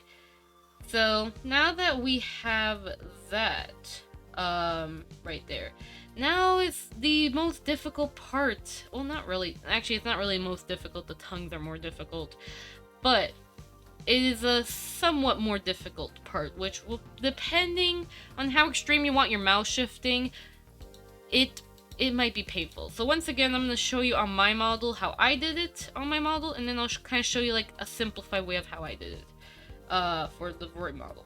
So what you're going to do for this heck, right here. So let me go ahead, press the X to disable the blend shapes, or at least turn off every blend shape.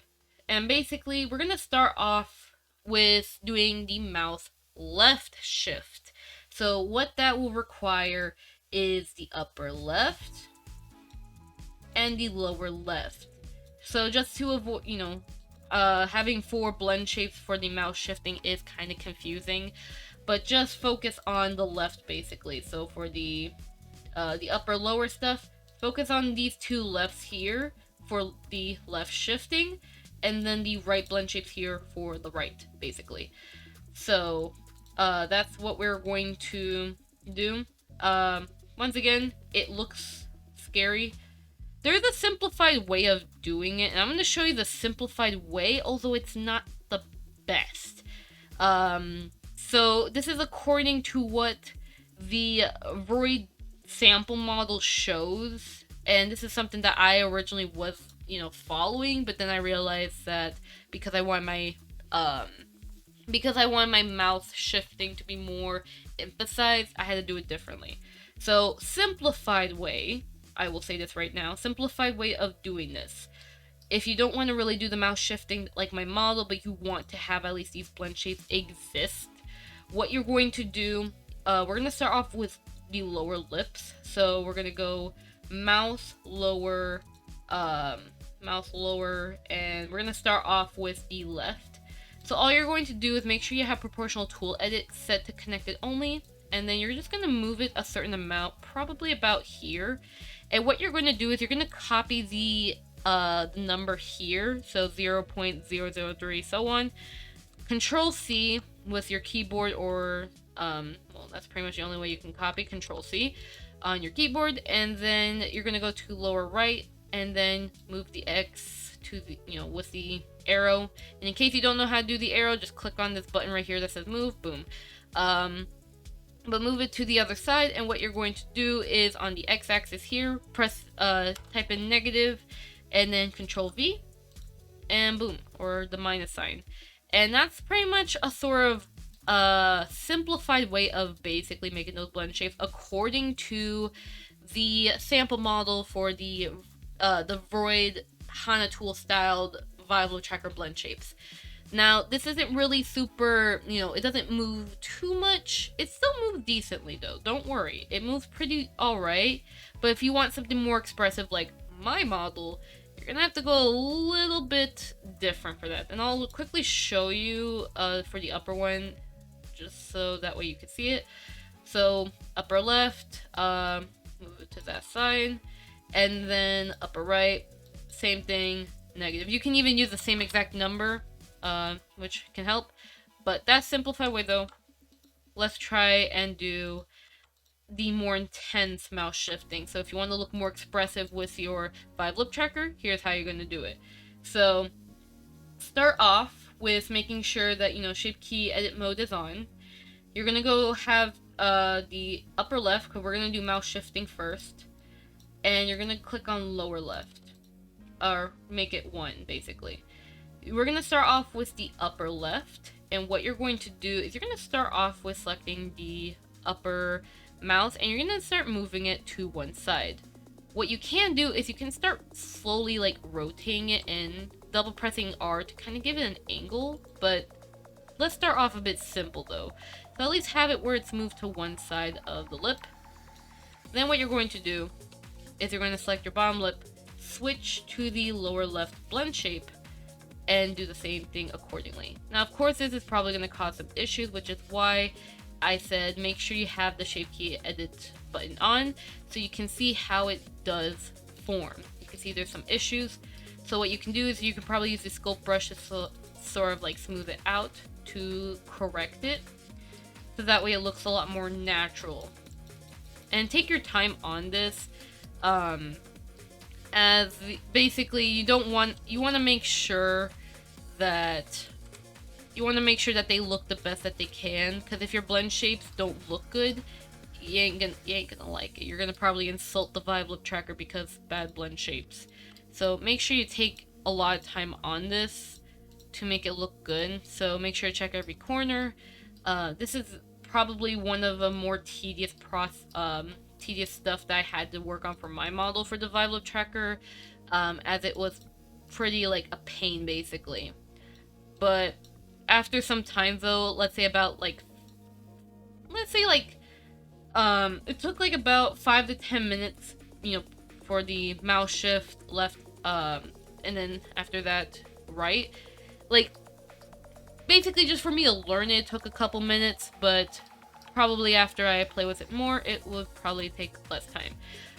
You can even have it where also if you don't like this sort of like if you want this sort of like look where like one side sort of squish and then the remaining mouth is over here, you could do that. Or if you want a different sort of look to it, you can also like use sculpt brush to sort of correct the movement, so that way it kind of just basically looks more squished basically. You could do that as long as basically the upper left looks like this, and then the lower left looks like this. And once again, if your model is perfectly mirrored, you have a great advantage of just taking those blend shapes and just mirror it to the other side. Sadly, because this model is not perfectly symmetrical, I am going to have to repeat exactly what I did on the other side. So just a quick demonstration there. Play however you want. Like I said, you don't have to go exactly how I did it. I actually recommend if you play around with it, experiment, you might actually come up with more stuff, more better looking blend shapes even. Because that's the thing with Vive Lip Tracker, like, well, yeah, it's kind of similar to AirKit. At the same time, you can still take advantage of what is, capable of Vive Lip Tracker, because there is more stuff that you can do, with Vive Lip Tracker if you could play with, the freaking tracker long, enough and all that. Like I said, there's non-VR usage and stuff, so go wild. And definitely take your time on it. Don't rush it. Perfection is never rushed. You should always take your time on it, basically. So the lower right, I have to kind of make it a little more squished to how I want it. kind of like, you know, because I kind of like the style of it squish, although if I really want super squish, once again, I'll have to kind of like redo it and do a lot more edits with it, but this is just something that we can have to at least, you know, begin with. But once again, play with it. Let me just do that one last edit for the upper right, where the, where basically the upper part of the mouse is a bit more towards this direction, so it looks nicer. And besides that, you know, you got your mouse shifting there. That's pretty much how you make it in a nutshell. If you want to be a bit more expressive with it, you could probably move it even more. But instead of just like basically moving it from the side to side, you could definitely create a sort of a squish effect with it, and probably do even more movement if you wish. But that's up to you on what, you know, your model and what you want to do with it. But it is a start, basically. It's a start, but you can go crazy with it. But that is mouse shifting blend shapes for you. Now, mouse overturn. This is probably pretty simple to do. Really depends, once again. Anime mouse, you know, it's probably easier. Realistic mouse, you might have to put a bit more detail to it. But let's start off with the upper overturn. So we're gonna select the upper lip. You're gonna use proportional tool edit. You technically could use the sculpt brush, but for this case I would prefer without. And you would just basically move the lips forward, and that's kind of it. You can also make it a little more pucker by just rotating it upward like this. And do the same thing with the lower lip. So make sure you're on lower overturn. And, you know, move it forward, outer, or rotate it downward, and you can do that. Kind of like how you do with mouth pucker, basically, except it's like open. So that way you can mix it with the mouth, you know, the mouth funnel or the lip blend shape, basically. So there you go. So it's kind of like that. You might want to do some correction. So if it looks too weird, you might want to correct some bits. So I'll probably like make it a little higher for this model, or maybe turn it so it looks more like a duck, because ducks are nice. Quack, quack. Alright, so let's just make this a little lower though. Just a little lower, but basically that's what you're, not like, once again, not exactly, but you get my point, where it's supposed to make that sort of like duck lips with your mouth funnel. But yeah, and once again too, if there's some blend shape that you don't want on your model, you are free, just like ARKit blend shape. You don't have to have every blend shape registered. You could actually use just 5 blend shape from ARKit and all that. You should be fine. Because, you know, you can customize it however you want. Just like ARKit, you have the option to use certain blend shapes, or whatever, none even. But yeah. But basically, that should cover at least pretty much all the other blend shapes. And just to kind of do a quick overview, and yeah, for the other blend shapes, for the most part, they don't really need the teeth to be moving, as they're primarily just lip blend shapes. So you got jaw open, jaw forward, left, right, mouth pout, smile left, which I'll actually go quickly show you in color view so you can see it.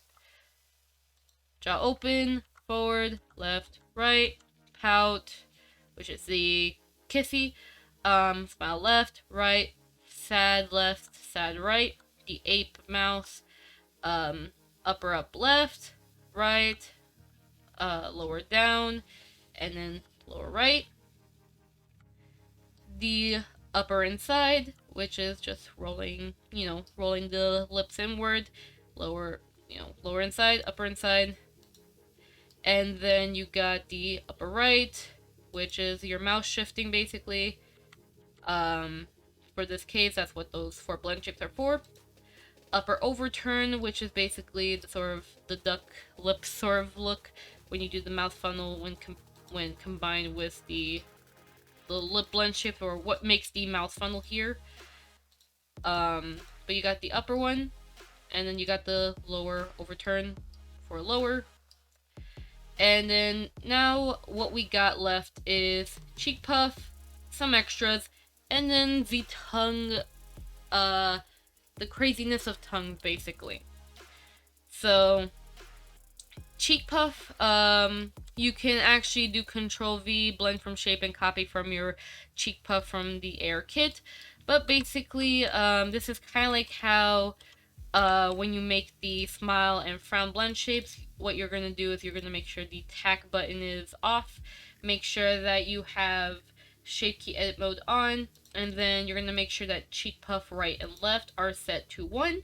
And what you're going to do is you're going to, for my case, I prefer sculpt brush on this. You can also use proportional tool edit if you wish for the cheek puff, but for my case, I just prefer the sculpt brush for this case. So cheek puff left side. We're gonna start by making the, just activate wireframe, and we're going to make this part more puffy, basically. Not that puffy,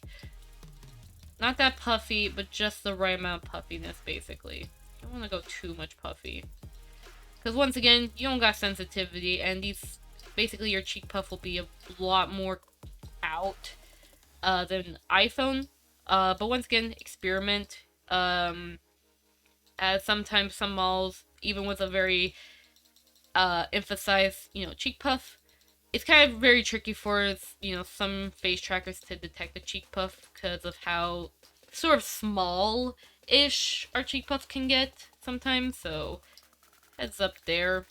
So just, once again, we'll get into the experimental part where we test out the tracking and all that. But yeah. And for the, by the way, just a heads up, though, once again, if you have the mirror, a perfectly mirrored model, you should be a-okay to probably, to make this perfectly mirrored. If not, it'll have to be probably asymmetrical, or you could probably, make a cheek puff, like a single cheek puff blend shape, and it just kind of split from those two blend shapes. Just like how I showed how to do, it was the eye-wide blend shape I showed earlier. So, what you're gonna do, cheek puff right, what we are gonna do, you don't have to do it, but you can, is that I usually have it where the lips kind of go inward. So when we do a cheek puff, our lips just go inward. So that's something you could do if you wish. Otherwise, do as you please, basically. And I'll do some other corrections here, just slight corrections. And I also gotta make sure that, because I have the eyes on, which I should have disabled, basically, we have to make sure that I do Control V, basis so that way, the eyes don't get hecked up, basically. And then after that, what you're going to then do is you're going to then, do cheek suck. Cheek suck, just like you're sucking on a straw. That's the effect that we're going for. So you could probably do proportional tool edit for this case. It might be a bit easier depending on the model. You can also use sculpt brush. Honestly, it doesn't really matter for this one. I kind of just prefer both proportional tool edit and sculpt. Kind of like a mixture of the two. Some models, like for Vroid model, I probably won't prefer it too much because of how the eyes are. So I'll probably use the draw sharp X. So that way I can start kind of like being able to make the effect super easily. And yes, basically it's gonna kind of make, especially if you're an anime model, this will probably make you look very bony. So just make sure like you have a decent balance, basically. Like, basically, I would just say, so you don't look super uncanny, just make it so like you're like a slightly thinner triangle on the chin. But once again, it just depends on your model shape, but that's just kind of the idea, just to help you out. But basically, just try not to make yourself look super bony. At best, just make your, your, like, cheek and slight bit of your jaw just sort of slightly triangle look, and then make your mouth sort of, like, go inward. Kind of like how cheek puff is, but just inverse, basically. Pretty much. That way it just doesn't look weird. You don't want to look like a weird fish. But then again, I love fish. But anyways, aside that, you got cheek suck. As the extra, unnecessary blend shape. Pretty much you could just use the O blend shape from your Vroid model. But it's basically just an O shape. That's it. Or mouth funnel even. Which looks like this. And for this case also, we don't want the... At least, we basically don't want where the teeth to be open. So you can either A, just like move your teeth down, kind of like scale it to kind of fit, or you could probably just make your mouth smaller for the O shape here. But once again, if you're planning on using the like the V1 version, you might want to consider probably adding this blend shape. But if you're only going to use V2, which is basically pretty much what most people pretty much use nowadays, that's probably something to, you know, you probably don't need it. I just added it as an extra for my model, but you never know. You never know when you need it. Extras are always good, even if they're never used. But yeah, so that's pretty much O shape, just mouth funnel, but outdated. Now, lower overlay, what that basically is, like I said earlier, that's basically, we'll take the lower lip, make sure that proportional tool edit is connected only, and you're just moving your lip upward basically. So let me go ahead and make sure to set that to 1, and then move the mouse upper, making sure that my proportional tool is doing good, and that's basically what it is. It's kind of like, how upper overturn is, except the lower lip is going over the mouse basically.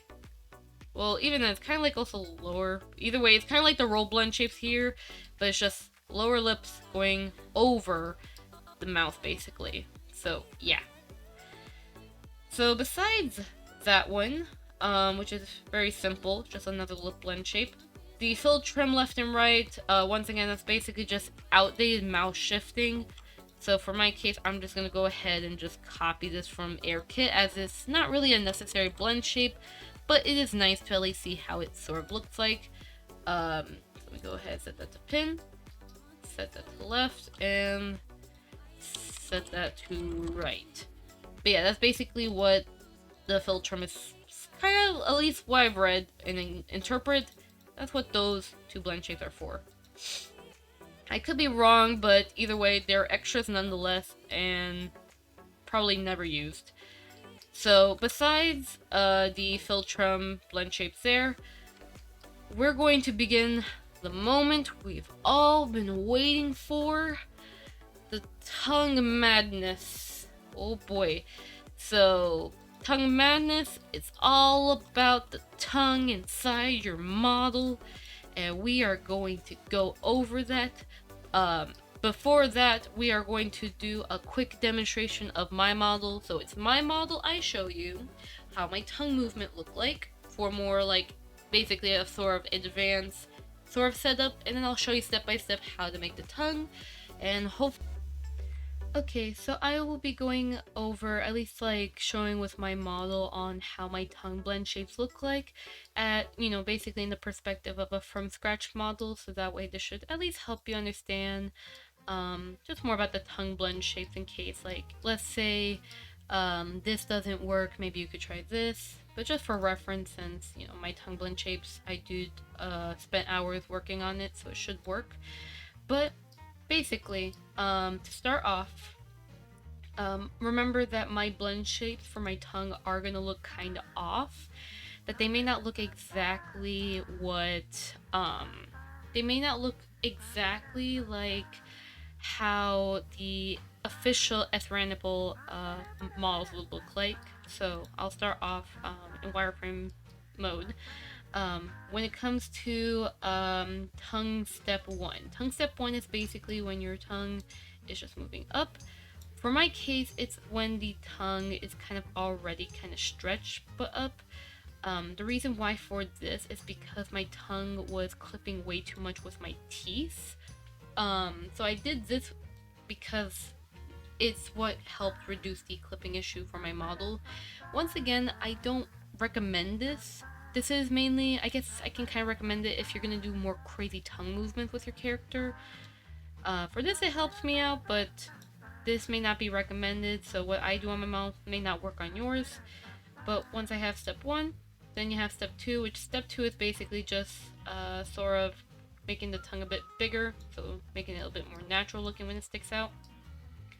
And then of course you have to have jaw open as well, because the tongue will stick out when your mouth is open basically.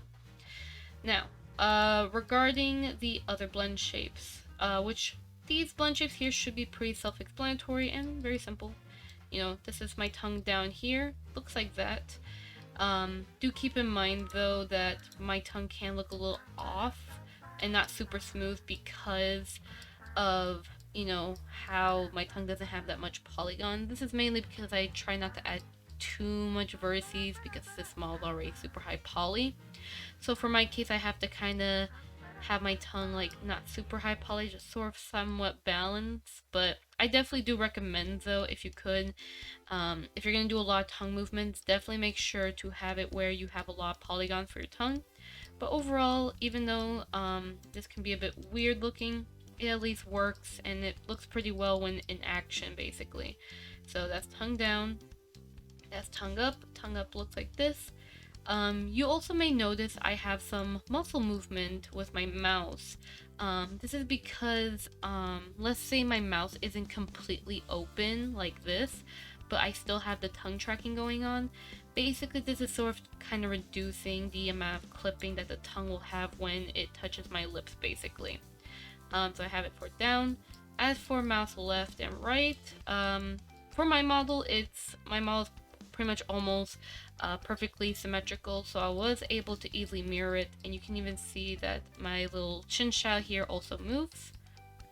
So this is what it looks like for my tongue. This is especially if you want to look more expressive with your tongue movement. Just add some mouth movement there basically.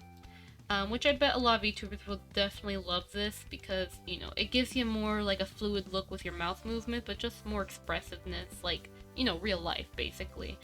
Cause real life, you know, we have a lot of muscles moving, so yeah. And then there is tongue roll, which if you can do this sort of tongue shape, then you can do that. You can do some crazy stuff as well. So let's say you don't do this, but you do a sort of W shape with your tongue. You can definitely do that, although do kind of keep in mind of how the tracking is. But definitely you could do some crazy stuff with this blend shape if you so desire, but I keep it simple, just tongue roll, because that's what I do IRL, but you might be different.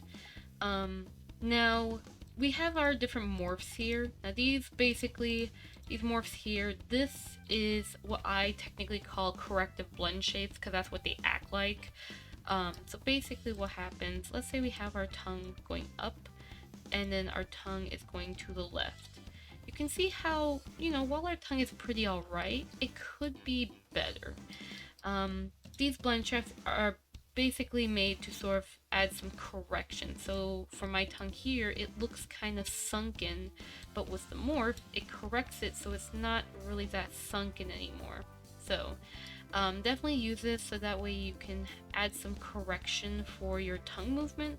That way it doesn't look really awkward. I could do the same thing with upright. No more sunken tongue, it just looks more natural. And you can even do it for down, left, and right. So down, and then we're gonna do left. And you can see how it can look a little odd with the morph. Fixes it. And I'll show you down right.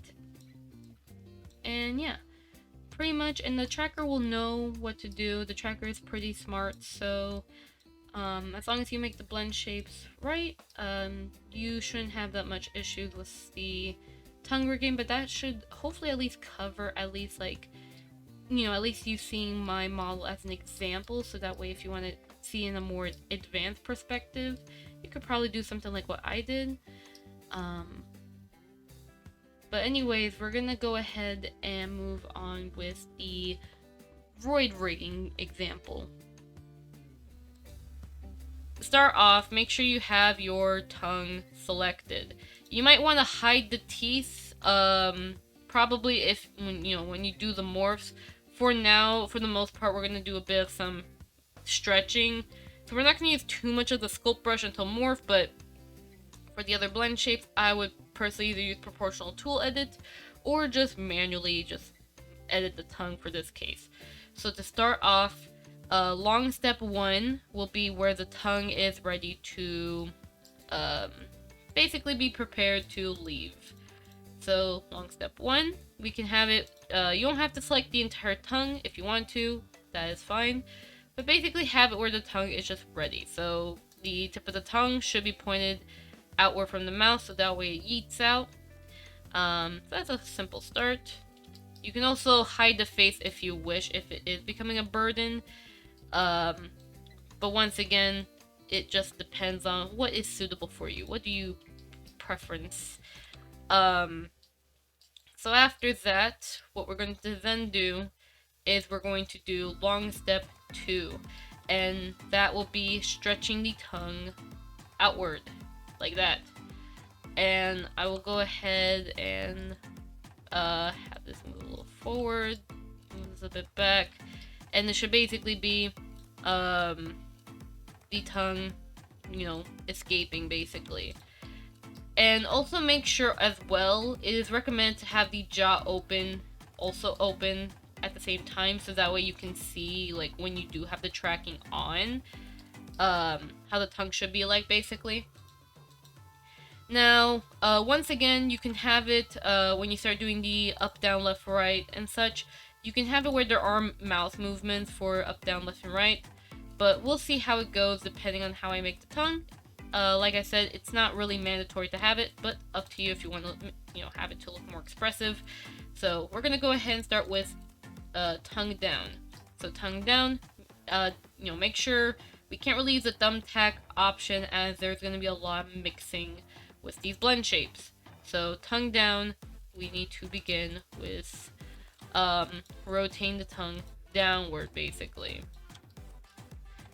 So just like, you know, use the R, you know, the R button to rotate, and just use the G key to sort of rotate as well, and probably utilize some scaling as we are mixing a lot of blend shapes, so it probably might cause some issues, but make sure to basically like correct as you go basically. Just make it look good for, you know, each mouse, you know, each mouth movement. But this could be a start. You know, this here, what we see now, is a start of a beautiful tongue down. Yay. So after we got that, go ahead and set tongue down to 0, depending on how you want it. But it should look something like this, simple. But yours might look completely different. Tongue up, that's the next thing we gotta do. So tongue up, different. You know, it's basically just what we did, but the opposite, basically. So, go ahead and rotate it. Probably do some scaling as we are mixing blend shapes. And, you don't have to make it super crazy up unless you're into that. But, overall, something like a simple tongue up will do, like this. Basically, like that. You might want to make it a little lower, but you can add some mouse muscle movement if you wish. So besides that, that is your tongue up. Now tongue left. Tongue left is basically going to be where the tongue is going to the left side of the model. Not your left, model's left. So probably for this, what you could also do is you can actually have it where you have proportional tool edit and kind of like use a wheel and to kind of like slowly have it there, so it's a bit more quicker and it looks nicer if you wish. But you can also do manual edits, really up to you. Now for this case though, to keep things simple, I'll have it where the tongue isn't like moving. You can still have it like kind of move a little bit with the mouse, but I'm not gonna go too insane with it, at least for this model. But for your models though, if you want, there, you know, like I showed you on my model, even though it derped up at the morph stuff, at least in my model, what you saw, you see that, you can utilize the, crazy mouth movements, basically. Alright, so we're gonna do the same thing on the right side. For this model's case, we can't really, which we're gonna have to do it the hard way. We can't actually mirror it because it is not 100% symmetrical, which is a bummer. But like I said, if your model is perfectly symmetrical and all that, you have a great advantage. But yeah, so, and then we'll probably add, movement here. Some tiny movement, nothing too big. Just a little bit. But there you go. You got tongue movement. And now you have tongue movement for at least the main directions, basically. Very simple.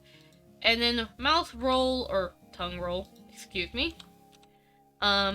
Basically, what I would usually do is I would inverse my selection of the tongue, hide everything, and I would kind of just like have the tongue isolate on its own, and I would just kind of like rotate it. So let me set this to 1, and then sort of like you can, at least for my model, because I had the mirror tool, it made it easier on me. This one does not, so it makes the rigging journey difficult, but it's actually nice because you can see me kind of struggling on the model, so you can see, like, if this is your sort of scenario, you can understand the pain.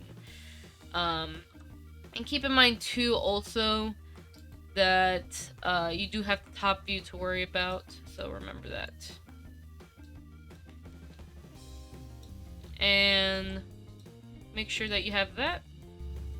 So I went ahead and just quickly time skipped for the recording, basically, just so you can kind of see the sort of final result of the tongue roll. But basically this is how it's kind of supposed to look like. Again, depends on your model. You can also do some crazy stuff too. Like, for example, let's say IRL, you don't do this, but you do that sort of W shape on your tongue. You could probably do that with the tongue roll to kind of fake that look. Or some other crazy stuff with it. You can go really beyond if you wish, but then again, really up to you. But it should have a pretty basic bend, basically. But go wild with what you want to do, basically. It's like a flying tongue. Alright, anyways. So, basically, now that we have the tongue roll, we have to quickly go ahead and begin with the morph creation. So when it comes to the morph creation, what we are going to do is we're going to begin making sure that we have our steps on, and we're going to start off with up left. So we're going to have the up blend shape and then left. And this is what our blend shape, looks like when combined. Yep, I will say you are free to skip this step if it's too overwhelming for you on the blend shape. However, I still recommend please make sure to use your morphs, as it will provide a lot more fixes, and it'll just make your mouth look more natural. So tongue up left morph. Begin with trying to at least make the bottom part of your tongue, as it probably have made it a lot more thinner. Just make it a little bit more thicker, basically, at the bottom. Probably smooth some stuff if you have a lot, enough vertices to work with. For my case, though, I don't have much vertices to really work with. Let me go ahead and quickly unhide the face, or hide the face. And I'll quickly go ahead and do my corrections here. Let me go ahead, hide again, double check. And basically try to make it so it's like not like really weird or really thin looking, but just rather you correct it. Hence why it's called corrective blend shape. Or they don't call it corrective, but I'm gonna call it corrective blend shapes. And yeah, and after some time, depending on how, you like it, if, depending on your corrections, if it suits it, then you can move on to the other side of the tongue. So you're gonna have to move that instead of left side, we're going to go to right side, and we're going to replicate. You know, if you have to do it manually, do it manually. If you can mirror it, then please mirror it. Like I showed, with click on this button and, you know, doing mirror shape key after you do your, you know, select your vertices, Control V, and then just applying this blend shape, tongue up left morph to the tongue up right morph. But for this model, I can't really do that because it's asymmetrical. But that's just a quick re-mention for the, I don't know how many times I've repeated this, of basically saying that, you know, AirKit blend shapes and having a perfectly mirrored model is going to save you so much time on these blend shapes, because these are just, they can be pretty time consuming. I'm kind of cutting some edges, so it's not super long, but in the actual process of how I make the blend shapes, they do take a pretty long time, at least for me, to make it look really good. And it does take a lot of experimenting and stuff, especially to test the blend shapes at even bad angles. So that, yeah, it definitely could be a hassle. And, you know, if you're satisfied with how you make your tongue for the upper corner, then go ahead and swap from down, or up to down, and go ahead and also correct there. So this one is the tongue right, or move it to the right side, so we're gonna make sure to go to down right, and do our quick corrections here, so that way, you know, it looks more natural. And after that, repeat on the other side. So instead of down right, we're doing down left. And then go to down left morph, and then repeat the same thing. Once again, what I'm doing, very simple. You might have to do a bit more intense stuff depending on what you're trying to achieve. But this should hopefully be pretty decent. Pretty decent of something to at least, like, follow. But alright.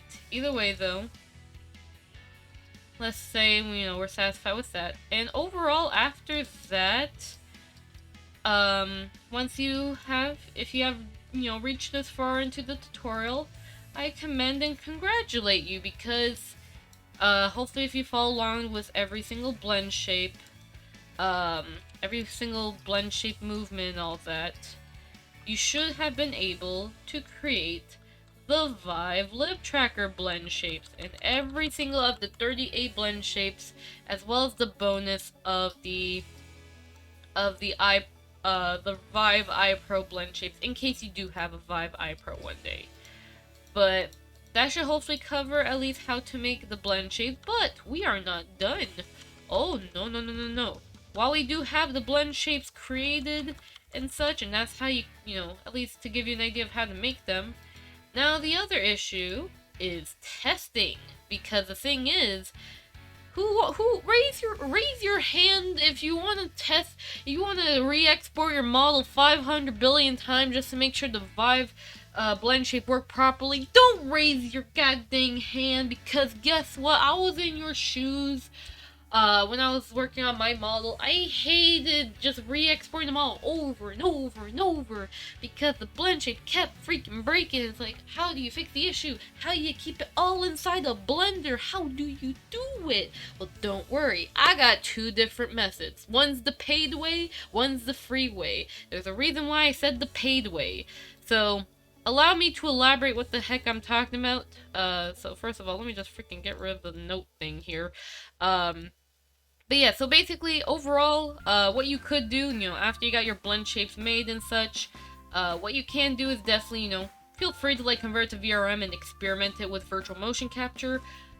But if you want to save your behind from re-exporting this model a million times to VRM, still having the constant same issue of trying to hunt down the issue over and over and over again, like I said, there's the free and the paid way. So, what's the paid way? Well, there is an add-on that cost, I believe it was $10. I think it was around $10, at least if I'm right. I could be wrong, but from what I've, from last time what I remembered, it costed that much. But basically, there's this add-on here. This is a $10 add-on. You have to pay for it. So, you better have some money to spare. But basically, we have an add-on called VMC for Blender. What is this add-on? So, you know how in my AirKit tutorial, I said that you can have iFacial mocap or Face Motion 3D, which, I didn't went over Face Motion 3D, but either way, iFacial mocap and Face Motion 3D, you can transfer the mocap data to Blender. So instead of having to like constantly keep exporting your model to VRM over and over, you could just test the Blendshapes in Blender instead. Well, because there is no known tester, like there is no like program to send Vive Lip Tracker data, like at least the Vive Lip Tracker solely to Blender. The way for me to kind of find a way of doing it is that I use VirtualMotionCapture's Vive Lip Tracker setting, because it's able to do the Vive Lip Tracker tracking basically. And what I do is that with VirtualMotionCapture, and yes, you have to also pay for the Patreon, or basically the full version of VirtualMotionCapture, as basically VirtualMotionCapture, you cannot send the data to Blender without paying an extra $3. Not 33, like 1, uno, dos, tres, 1, 2, 3, $3. So basically in total, you're gonna probably have to spend about $13 in order for this method. Now, why am I talking about this method? It's basically that, just like iFacial mocap, this will allow you to have your Vive Lip Tracker be sent to Blender real time. However, there are limitations though. There are some limitations. So, for this only works on an actual VRM registered model. If you're using a from scratch model, like what I showed you on my model is from scratch. It's not the VRM version of my model. So basically, if you have your, you're making a from scratch model and you want to, experiment with a Vive Lip Tracker Blendshapes, it's not going to work automatically, basically. So for from scratch models, what you're going to have to do, you have to get the VRM add-on. And what you're going to have to do is, at least for what I'm going to do, so for this model, for at least this model right here, this pretty much, because it's a Vroid model, it already has like kind of all the stuff registered here and all that. But if you're a from scratch model, you have never converted your model to the VRM format at all, what you could do, this can get very finicky though, this can be painful. But what you're going to have to do is, with the VRM add-on, you're going to have to start off with, creating, basically you're going to have to set up your VRM model. So you're going to click on this armature of your model, you're going to set up a Blendshape proxy, and what you're going to basically do, or I believe you can also, select the mesh and do the same thing there as well. Either way, basically have it where Blender will detect the Blendshapes basically. And you're going to have to click on add Blendshape group and make every single registration of the 38 Blendshapes. And this is where things, once again, gets very finicky. Because after you add the Blendshapes, you also gotta be very careful too. Because if it's a from scratch model, basically if it's a from scratch model, and after you do add the Blendshapes, my recommendation, please make a duplicate of your model, because once your model starts getting tracked by the VMC for Blender add-on, it's gonna kind of frick up the position of your armature, and we don't want that, basically. And if by any chance, just a heads up too, for me to video edit, if I could put like pictures, if there's any sort of like pictures that could show exactly the issues that I experienced during this whole VMC stuff, by all means, I will make sure I put it, hopefully.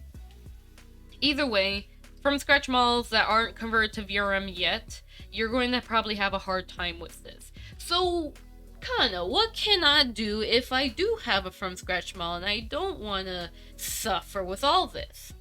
Well, don't worry, because this little Kana got your back. Because let's say you don't, let's say you don't have $13 to spare on VirtualMotionCapture, Patreon version. You don't have money to spend on the VMC for Blender add-on. Let's say that.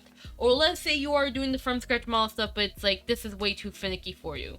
Once again, if you're a Vroid model, or just like you have your model solely done with VRM format, definitely take advantage of this, as it will probably work properly, at least how I've tested it, because your armature won't frick up, your blend shape should be good, as long as you register it properly.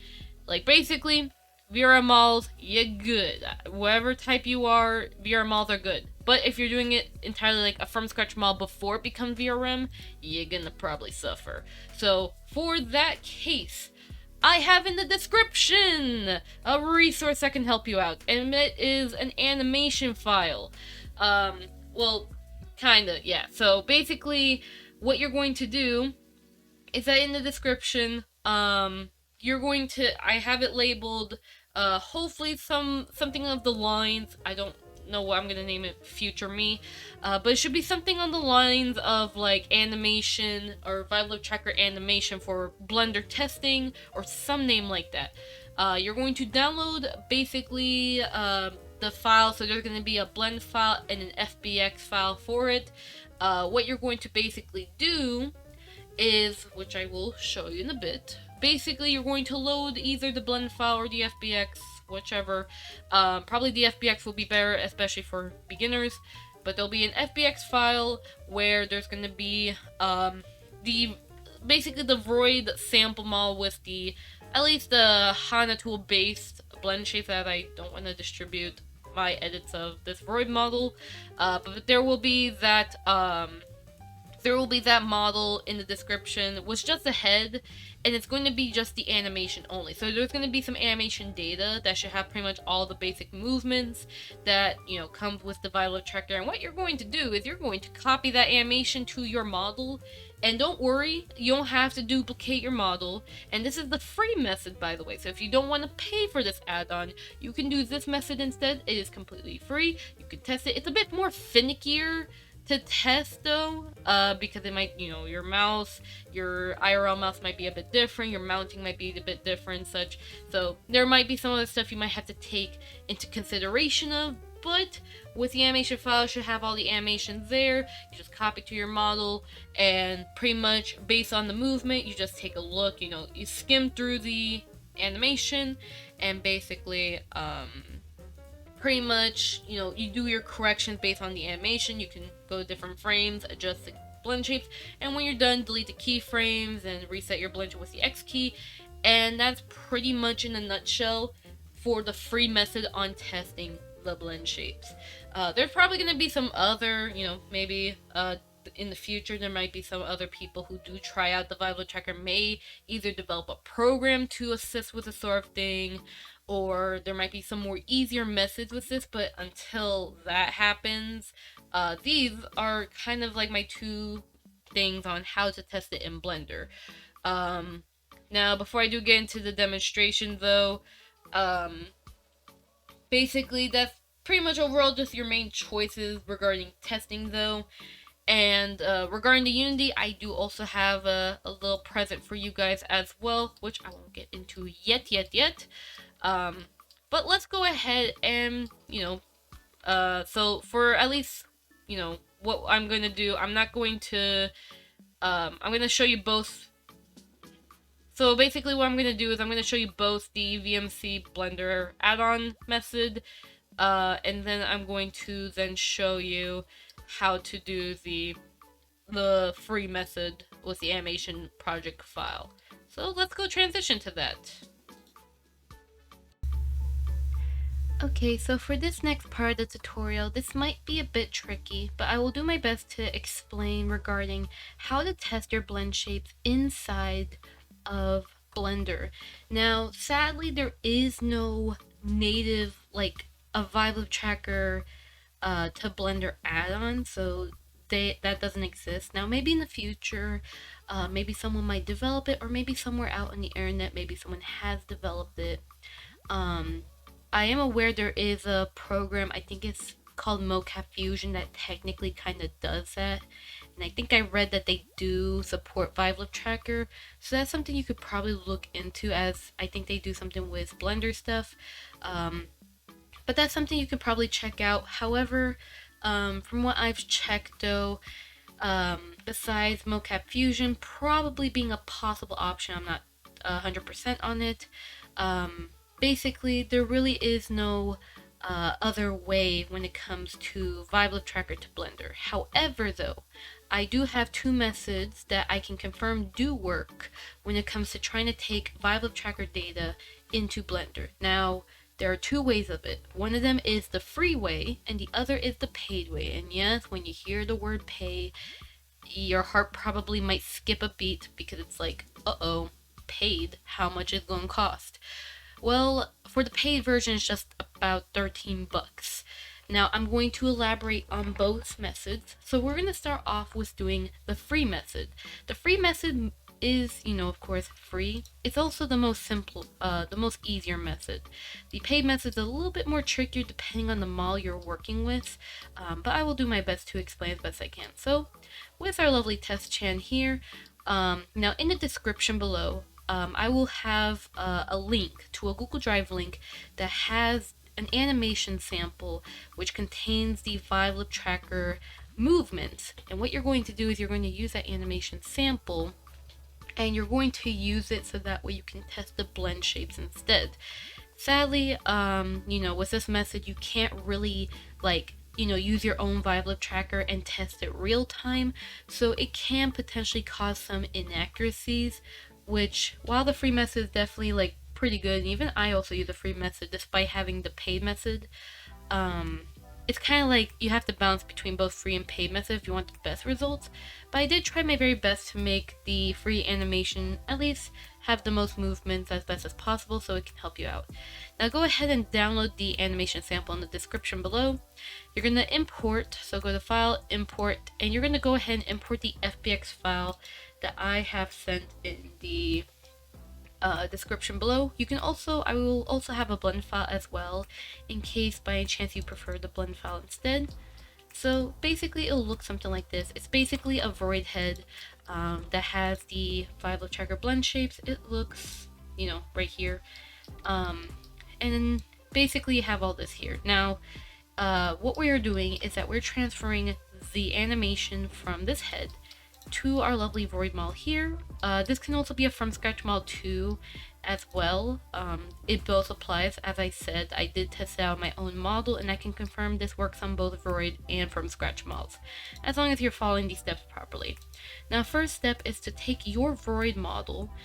You could technically actually move this to the side though, but you're going to take your Vroid model here, and what you're going to do is you're going on the right side where the shape keys are, for every Vive Lip Tracker blend shape, you're going to press the I button right next to the value, like the number 0, and you're going to just press I on all of it.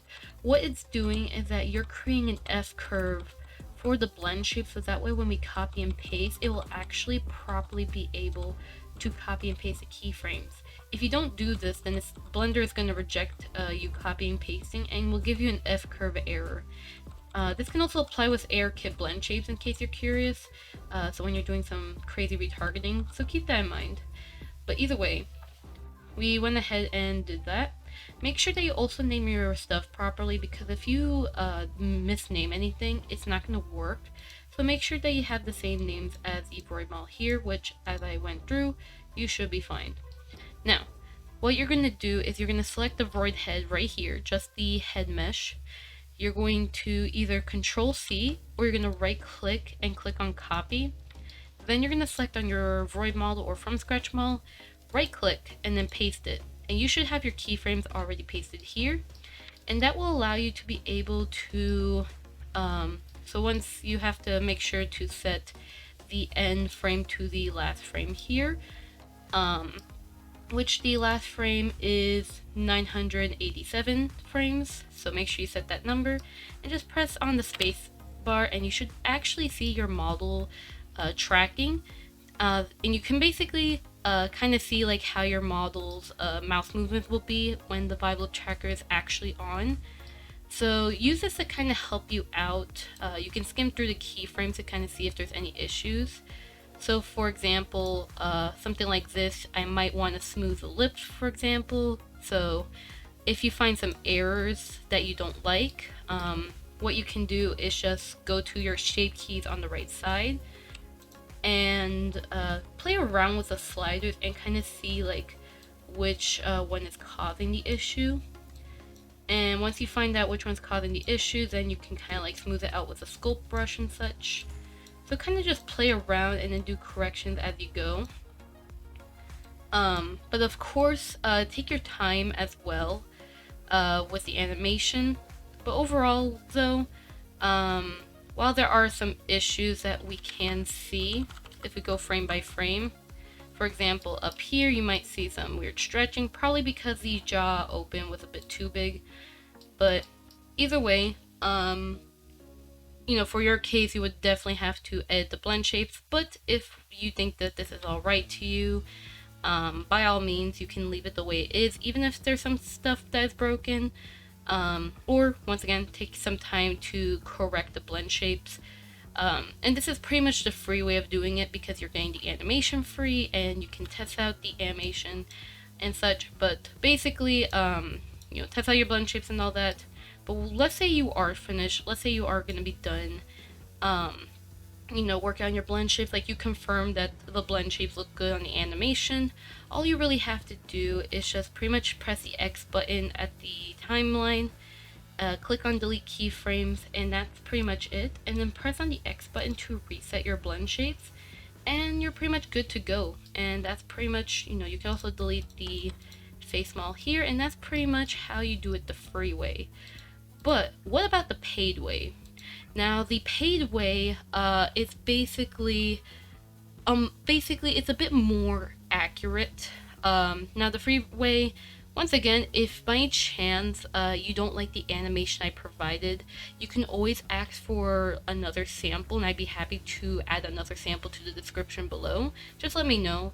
But let's say you want it more real time to your mouse and your mounting. The paid way allows you to actually do real time with the Vive Lip Tracker. So if you already have your Vive Lip Tracker ready, you can definitely use it. Now, what we're going to be needing is, first and foremost, we're going to need VirtualMotionCapture PC, you know, the PC program, and we have to get the paid version. So whether Patreon or Fanbox, you need to get the paid version. It's $3, which is what I paid for the Patreon version.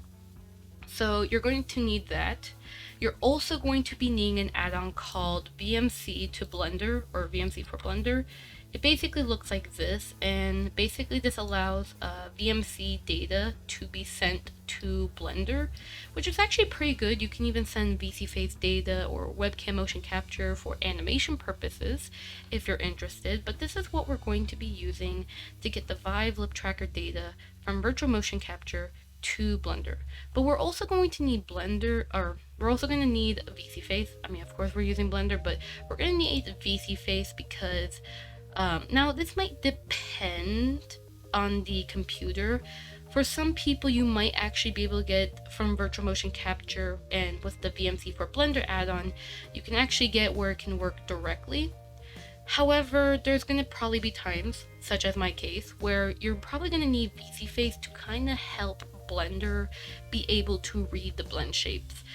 Because when I tried doing VirtualMotionCapture PC to Blender, it did not want to read. But I had to use VC face with their disabled package setting in order to actually get it to send.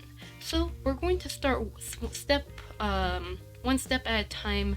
So I will do my very best to guide you through the paid way. And just a reminder, I will have direct links in the description, so if you do want to buy VirtualMotionCapture PC, Patreon version, or Fanbox, or you also want to pay the VMC for Blender add-on, links are in the description. Please support the developers and such. Now, Virtual Motion Capture is also free, but in order to get the data to VSeeFace, you have to get the paid version. So please keep that in mind. Don't get confused between the free and paid version of Virtual Motion Capture. The free version does not allow you to send data to VSeeFace.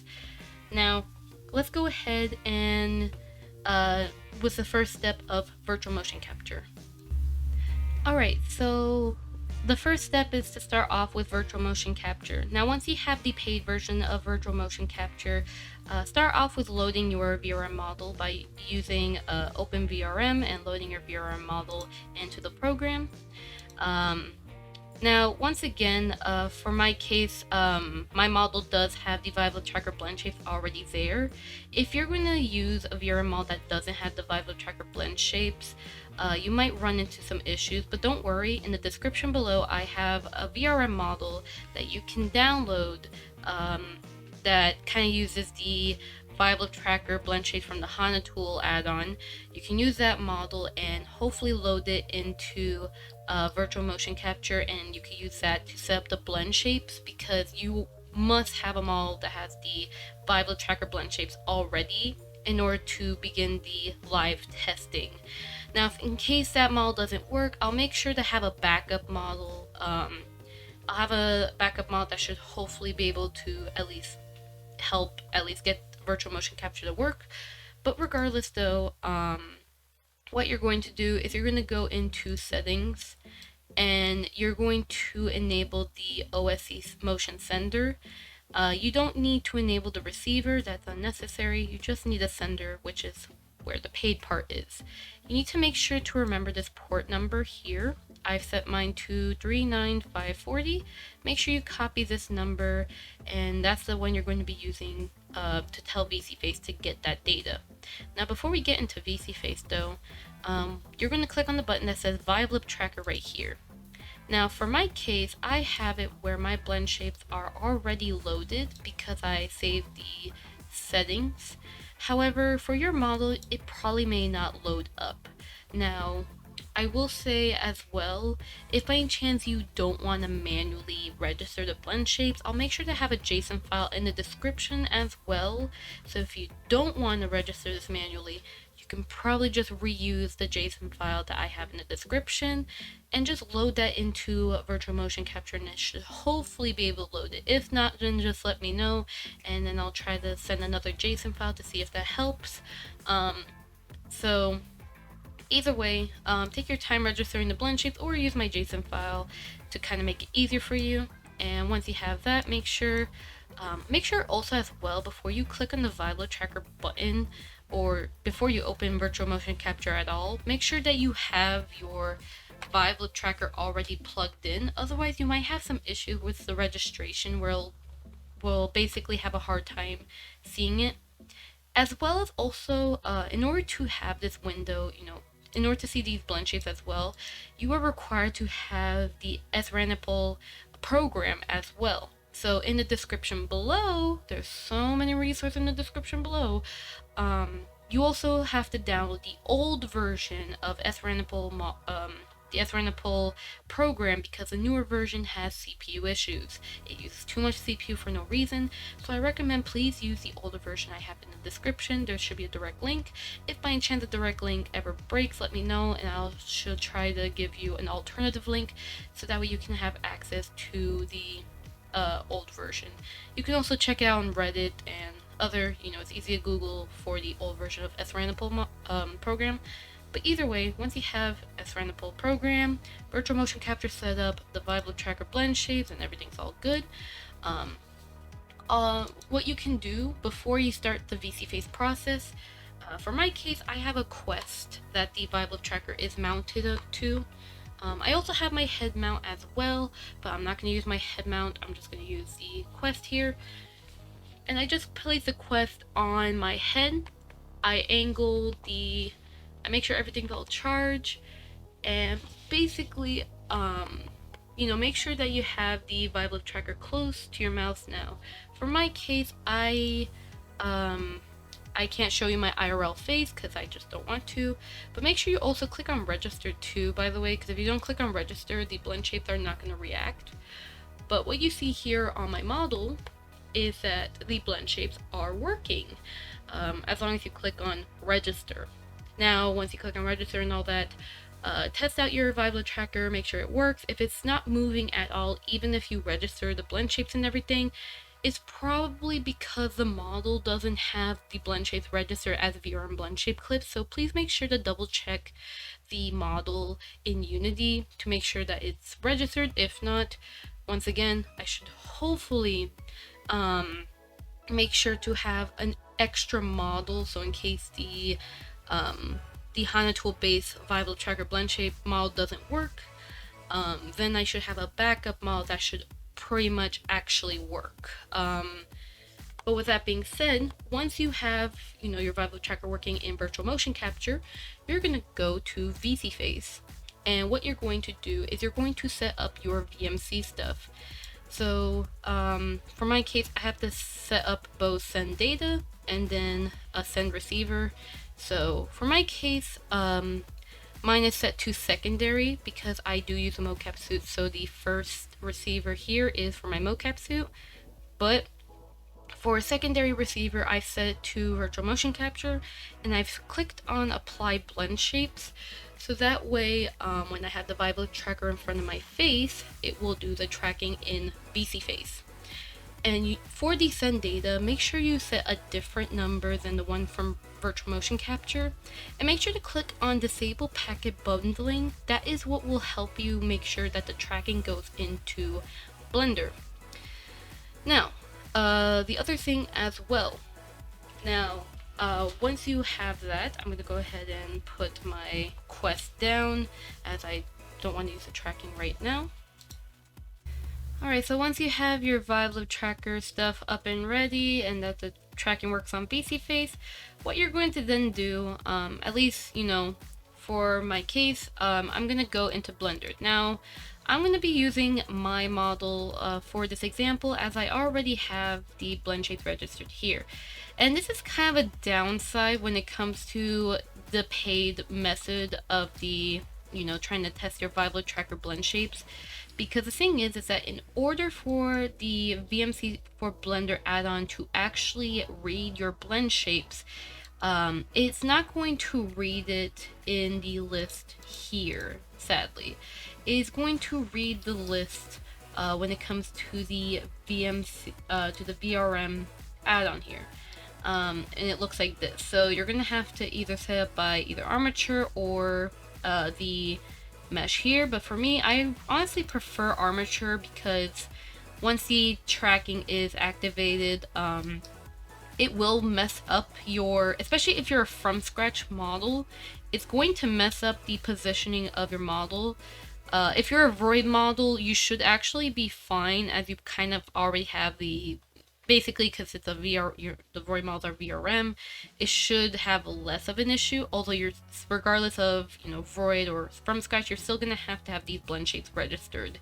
Yes, it does take a long time. I even did it on a stream on Twitch before, and yeah, it was kind of painful. So what you have to do is that you have to create a blend shape group here. Once you do that, you have to name it exactly how, what I said, exactly what I said for, the Vive Lip Tracker blend shape. You have to name them exactly with the underscores and everything. So make sure you have that exact name. Set up your mesh. For my case, it's body. For Vroid, it'll probably be face. And then the shape key, which should be named, as I said here. It could be named something else, but once again, I rather just say, just to be safe, keep it the way it should be. Then set the weight to 1, and then that's kind of it. And you're going to have to do this about 38 times, which is painful. And if you have Vive I Pro, then you're going to have to do an extra couple times. But yeah, so this is going to be a very painful process. But once you have all these blend shapes registered, you're going to go into the VMC for Blender add-on. The address, this should be the same for everyone, so you don't have to change it. If by any chance there are some issues, you could change it if you wish for, manual setup, but this should be fine, as it already automatically detects your your local IP. For the port number, make sure that it's the one that VCFace has for the send VMC. For my case, it's 39539, but if anything, you could change it to, let's say, a different number, however your choice is. And then make sure to set to armature here. If you set it to buy, it'll probably break, so make sure to set this to armature. You can set the frame rate to 120, or you can set it to 30, however you want. Just don't set it super low and don't set it super high, or you're gonna just break Blender. You can also have bind override, but once again, this has nothing to do with Blendshapes. This is more for like body movement. But even then, that's a different story. And we're not doing body movement, we're doing Vive Lip Tracker stuff. But once you have Vive Lip Tracker Blendshapes registered here, even for from scratch models, you have to do this. Vroid models, if you don't have the Blendshapes, you have to register here. But if you're a Vroid model and you did use Kana tool and that other script to register or auto register the Vive Lip Tracker Blendshapes, then you don't have to deal with this pain. Once you do that, you're going to press on connect. And this is the thing I warn. Please make sure to have a make sure, for my case, I set to Kana mocap, because it's going to cause some issues with the orientation of your armature.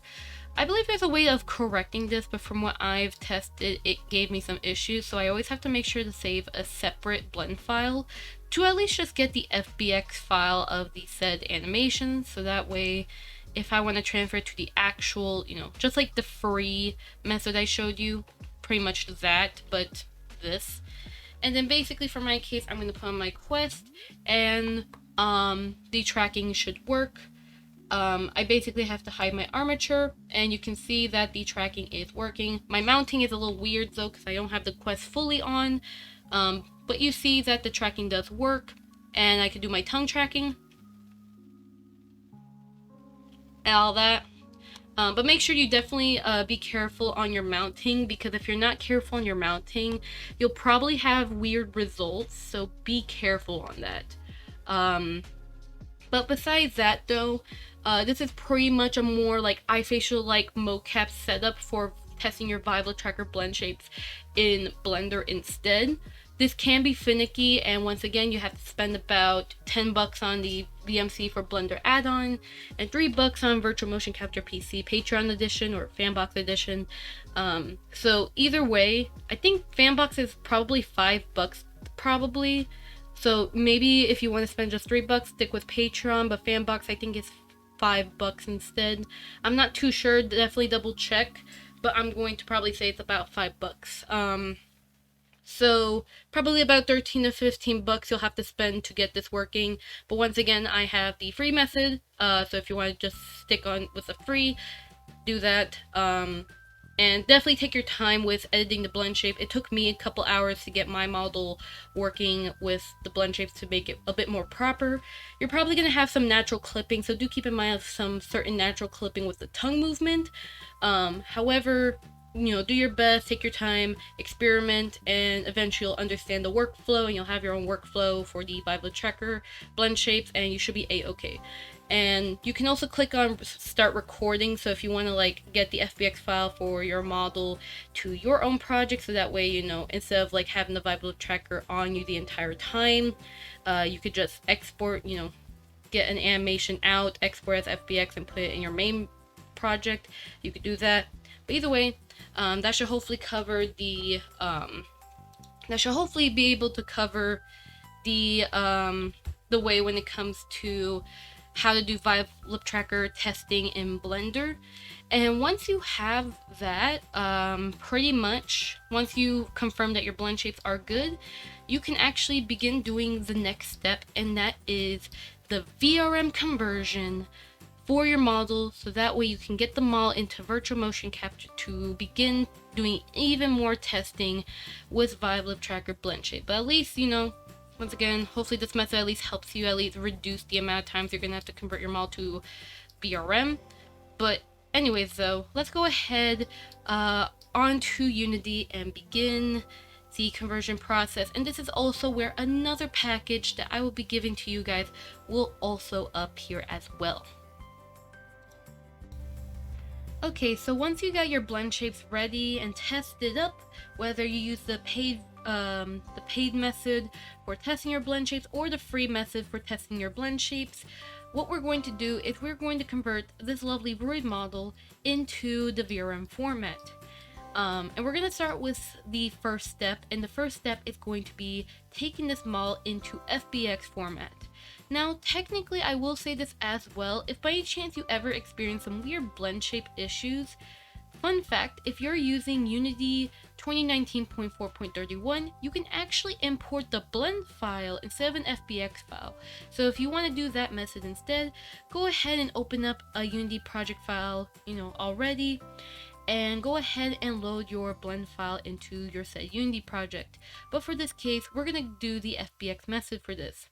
So let's start off, by making sure everything's unhidden, and basically what we're going to do is we're going to go to File, Export, and FBX, and I'll make sure to video edit a screenshot of the settings that I have for, exporting. So make sure you click on Apply Transform, as it'll make sure to, in case of anything, it keeps the model where it is basically. And make sure to remove leaf bones as well. You just don't want the extra bones to be exported out.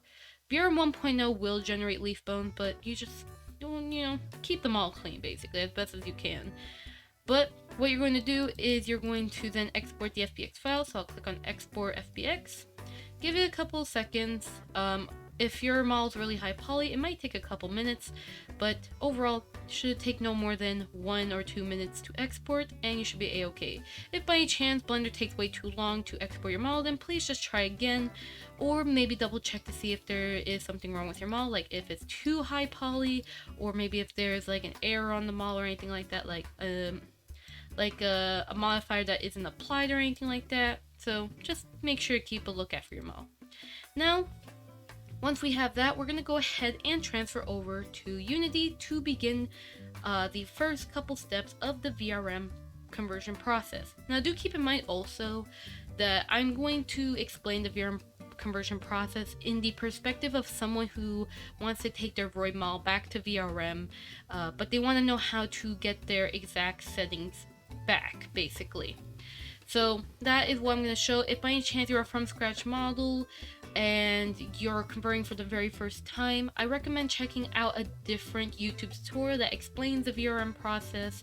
As other people will probably go more in depth on how to do this, how to set up spring bones. It's very easy to look up on YouTube, so definitely make sure you do your research on that. And if by any chance you have a hard time looking up tutorials, I'll be happy to guide you in the comments. But with that, let's go into Unity. Alright, so the first step to do in order to get your model converted to VRM format is to start off by loading the UniVRM Unity package. Now, I recommend that since some people might be using it for the VSF SDK and all that, first of all, you'll need Unity 2019.4.31. It's definitely recommended for VC phase usage.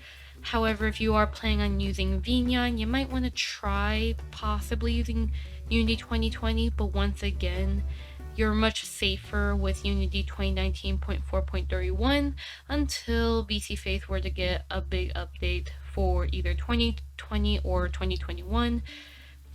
Just keep an eye out for what Emiliana will say, but for now, I'm going to go ahead into my File Explorer, and I'm going to go ahead and, at least just to be safe, I'm going to load UniVRM 0.89. Usually, sometimes I would recommend 0.66, but 0.89 is one of the stable versions of UniVRM, especially for the VSF SDK.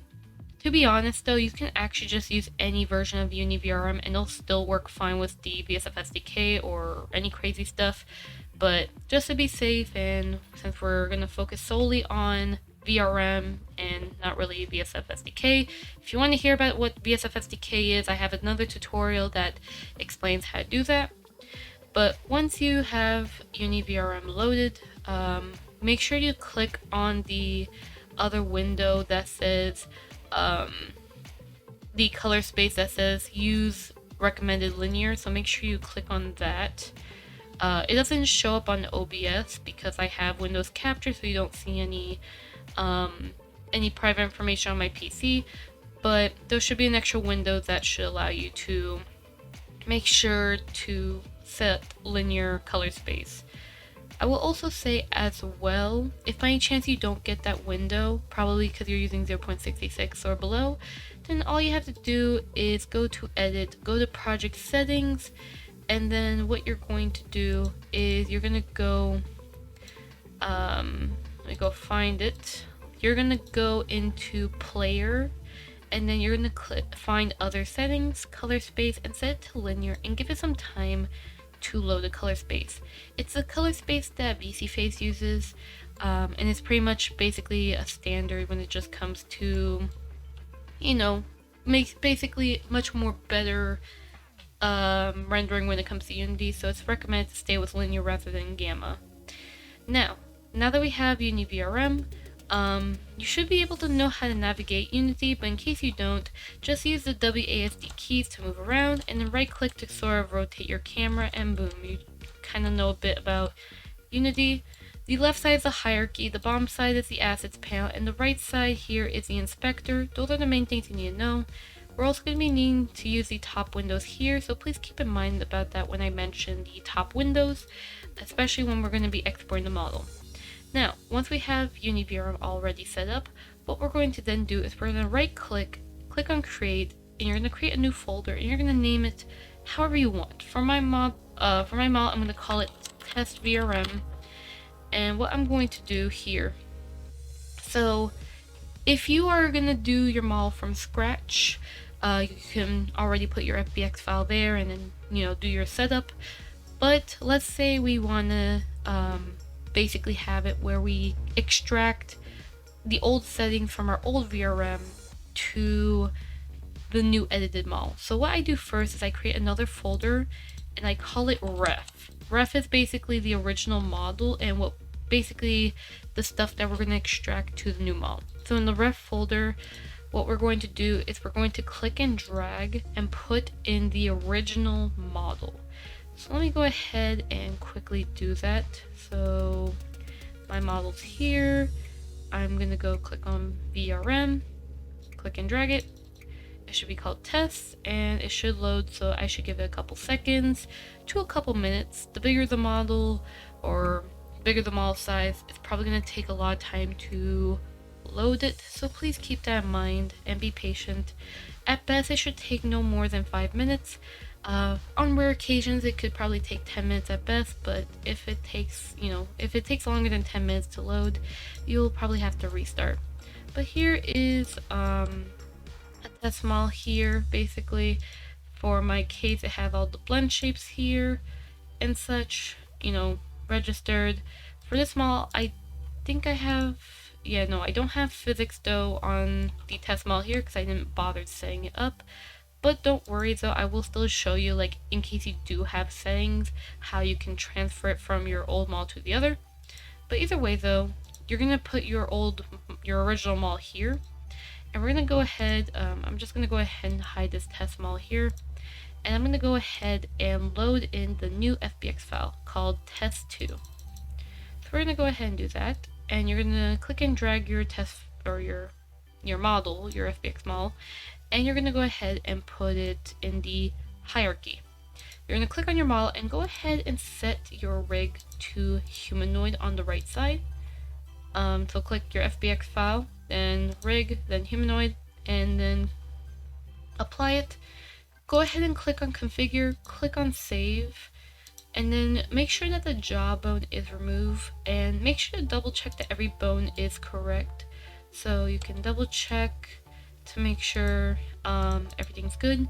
Vroid models typically would have it auto registered properly, so you should be fine, but if you're a from scratch model or a very unique model, you might want to double check in case, let's say, the hair is the eye bone, so please double check. But click on done when you're ready, and what you're going to do is you're going to go to model, you're going to click on legacy blend shape normal, so that way you won't get weird shadow issues when you talk. So click on apply, and boom. This is actually really required, so please don't forget to do this step. what you're going to then do on materials, you can go ahead and click on extract materials and then set up your materials there. But if you already have your old, your original VRM model, what you can do is just make sure that the ref folder is open like this. Click on your model's material folder and just click and drag into the slots, so that way, instead of remaking the materials all over, you can just instead pretty much just click and drag and just save yourself a lot of time for making the materials. But if you are going to be making your model from scratch, or you're converting for the first time, please make sure you do extract the materials from the model, and make sure to use MToon. You could also use standard shader, but remember VRM only supports MToon or standard shader. You can also technically use VRM's unlit shader, but basically what unlit is that it's just using your raw texture without any shading. So I rather just use MToon, as there is more settings like rim lighting, outlines, and other stuff. And then standard shader is best if you're trying to go on a more realistic side for your rendering. Either way, once you have set up your materials, you pretty much have completed the first step on prepping up your VRM model. Now what we're going to do is we're going to click on the model that, the new model, and you're going to click on VRM 0, and you're going to click on Export Uni VRM 0.89 or 0.66, whatever, and go ahead and just fill in the information for your model with the window that has basically, pop up in your face. You don't have to mess with any other setting in the export or Blendshape or anything. All you just have to do is just get them all exported. But set up however you like though, but you're free to, not touch every other setting. The least you need is just title, version, and author inputted, so that way you can go on to the next step of, getting them all to VRM format. So let me go ahead to my computer. I'm trying to hunt down the file where I put it. There we go. For my case, it's finished. And what I'm going to then do is I'm going to delete this version of the model. I'm going to go back to my test VRM folder. I'm going to right click on create. And then what I'm going to do is I'm going to make a new folder. I usually type in VRM instead, so that way that's like the final VRM export. So there's that. You can name it however you want though, but I'm going to name it VRM inside this folder.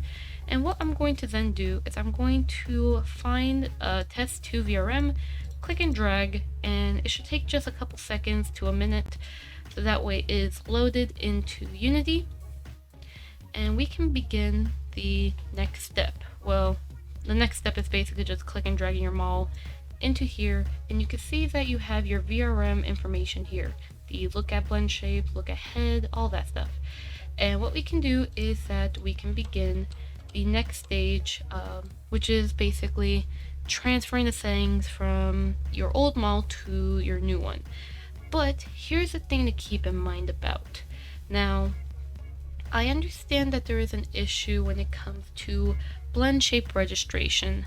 So, now, if you have converted VRM models before, especially if you do AirKit, you might have a sort of like issue with registering the Blendshapes, because there's 52 AirKit Blendshapes. And when you go to the Blendshape folder here, and you click on Blendshape here, imagine registering each of the 52 AirKit Blendshapes manually, having to select each slider, and it's like, and especially if you have AirKit and Vive Lip Tracker, you know, wouldn't that be stressful? What if there was a more easier way of doing that, where the Blendshapes, especially for Vroid models, it's just auto-registered? Well, what I would be happy to say is that in the description below, I have a Unity package that does basically that. So technically, if you have Kana Tool add-on, you can actually just use Kana Tool to auto-register your Blendshapes. So you could do that. But let's say you don't have Kana Tool and you just want a free alternative to that.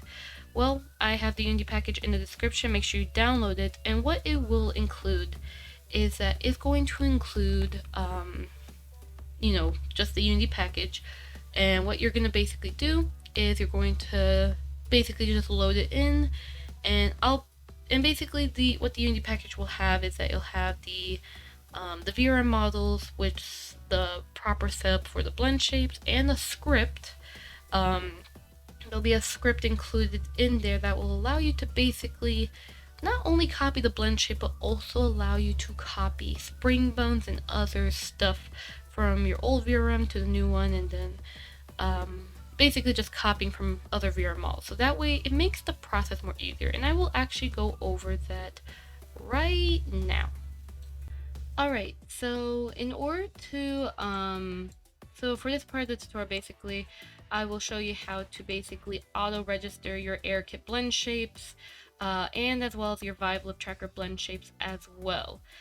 Since basically, I'm pretty sure no one wants to register 52 AirKit blend shapes over and over again, as well as the 38 blend shapes on top of that. That would be really annoying.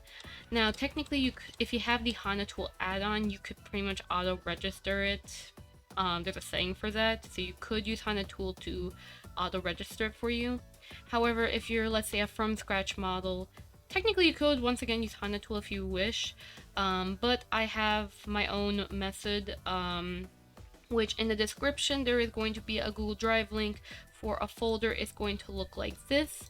It's called VRM Vive plus AirKit Transfer, and basically this folder here basically is the file that include the copying the blend shape, or just auto registering the blend shapes. So there is one for AirKit and Vive, then there's just one for AirKit blend shapes. So if you just want AirKit, there's that, and then there's another one for Vive only if you don't have AirKit at all. So there's 3 options.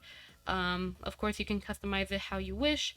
There's of course the FBX file if you need it for Blender and other stuff, but basically what you're going to do. Now, there's actually a reason why it's not in a Unity package. It's because the problem I've been experiencing is that for some reason when I was using the Unity package, it kept losing the blend shape registration, which is really annoying of what VRM does, but sadly I'm no VRM dev, so I don't know why it does it. But basically what you're going to do is you're going to click and drag your files into the Unity project. So that's step number 1. Now, when you do open up, it is very important to double check to make sure that the folders for AirKit, Vive, iPhone have the registration. And this is, once again, make sure that you double check to make sure that it's true. And as you can see, the folder does work. If by any chance, let's say you did do it and you still don't see these blend shapes appear, what you're gonna have to do is you're gonna go into the folder, depending on which one you want, let's say AirKit plus Vive, you're gonna have to go into the blend shapes folder, select these the blend shape assets here, and just copy, and then Control C, then right click, let's say AirKit, blend shape here, right click, and then go to show and explore, and then just paste it in the folder, not the one that pops up, but go inside the folder and file explorer and just repaste it, and it should hopefully actually load this time. But once you have that, pretty much you can now begin doing the copying for the blend shape transfer, so that way you don't have to do the work. I pretty much did all the work for you. You just have to add any extras if your model has extras like surprise or joy and such. So yeah, but this should work with like at least default Vroid at least, and even some from scratch models depending on how they're made. So yeah, but either way, let's go ahead so we can get out of this folder. Well, basically what we have to do though is that we have to click on this open to begin, and we have to click and drag this scene right here and click it into our hierarchy. Let me go ahead and hide this real quick. And basically there's a blend shape transfer. Now, depending on which one you want, you can go ahead and delete these other 2 if you wish, and just use AirKit plus Vive. And basically this cube has all the registration. So what you're just gonna do is you're gonna go into VRM here, copy VRM settings. You're gonna take your new model. This one is basically going to be the destination avatar, the one we want to give the blend shapes to. And then AirKit plus Vive is the source avatar. and you have to make sure to deselect everything except VRM Blendshape, because this doesn't have physics or anything like that. It's only just the blend shapes that we want. So click on copy and paste and give it just up to a minute, maybe sometimes even longer, but it should take up to a minute or a couple seconds. Click on OK, and then go to your models folder, VRM, Blendshapes, Blendshape, and you should have everything registered. And make sure to click on the buttons to make sure that everything is moving properly. And as you can see, you should be able to see that all your blend shapes are moving properly. If by any chance you see something that looks odd, then just go ahead to click the tiny little arrow here and just adjust the sliders as you so desire. But this should at least register it, so that way you don't have to do all of this yourself. It's already done for you, so you're welcome on that. And when you're done, you can just basically remove the scene. Click on don't save in case you need the other stuff. You don't want to override the save, and if you do on accident, you could always re-download. But that's basically how you're gonna do the blend shape registration. As for physics, if you're gonna, let's say, take the physics from your old model to your new model, that's actually also easy too. Just go to copy VRM settings again, click on your old model, make it the source, then make sure to click on your new model as the destination, and then deselect everything except the spring bones. You can also, since it is your original avatar, you can also select these two in case you have messed with the look at, for example.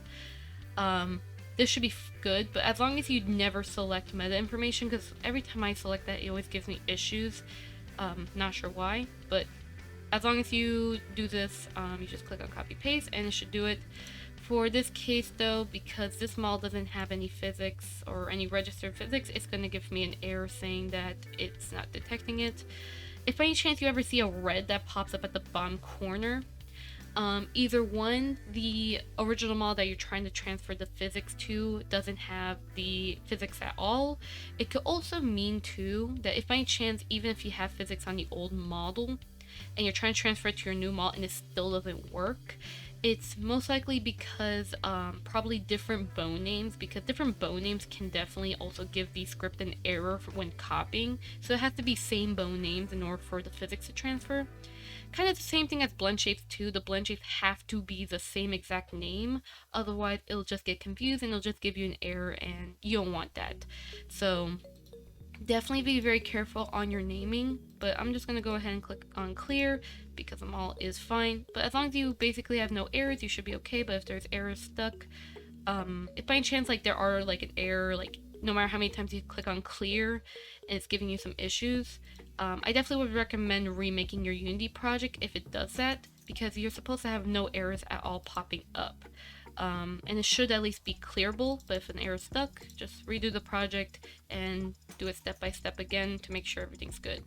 But besides that though, pretty much once you make sure that your blend shapes are all pretty much good and registered, basically all you have to do is just click on your avatar, go to VRM, export as your desired version, click on export, and that's kind of pretty much it from there.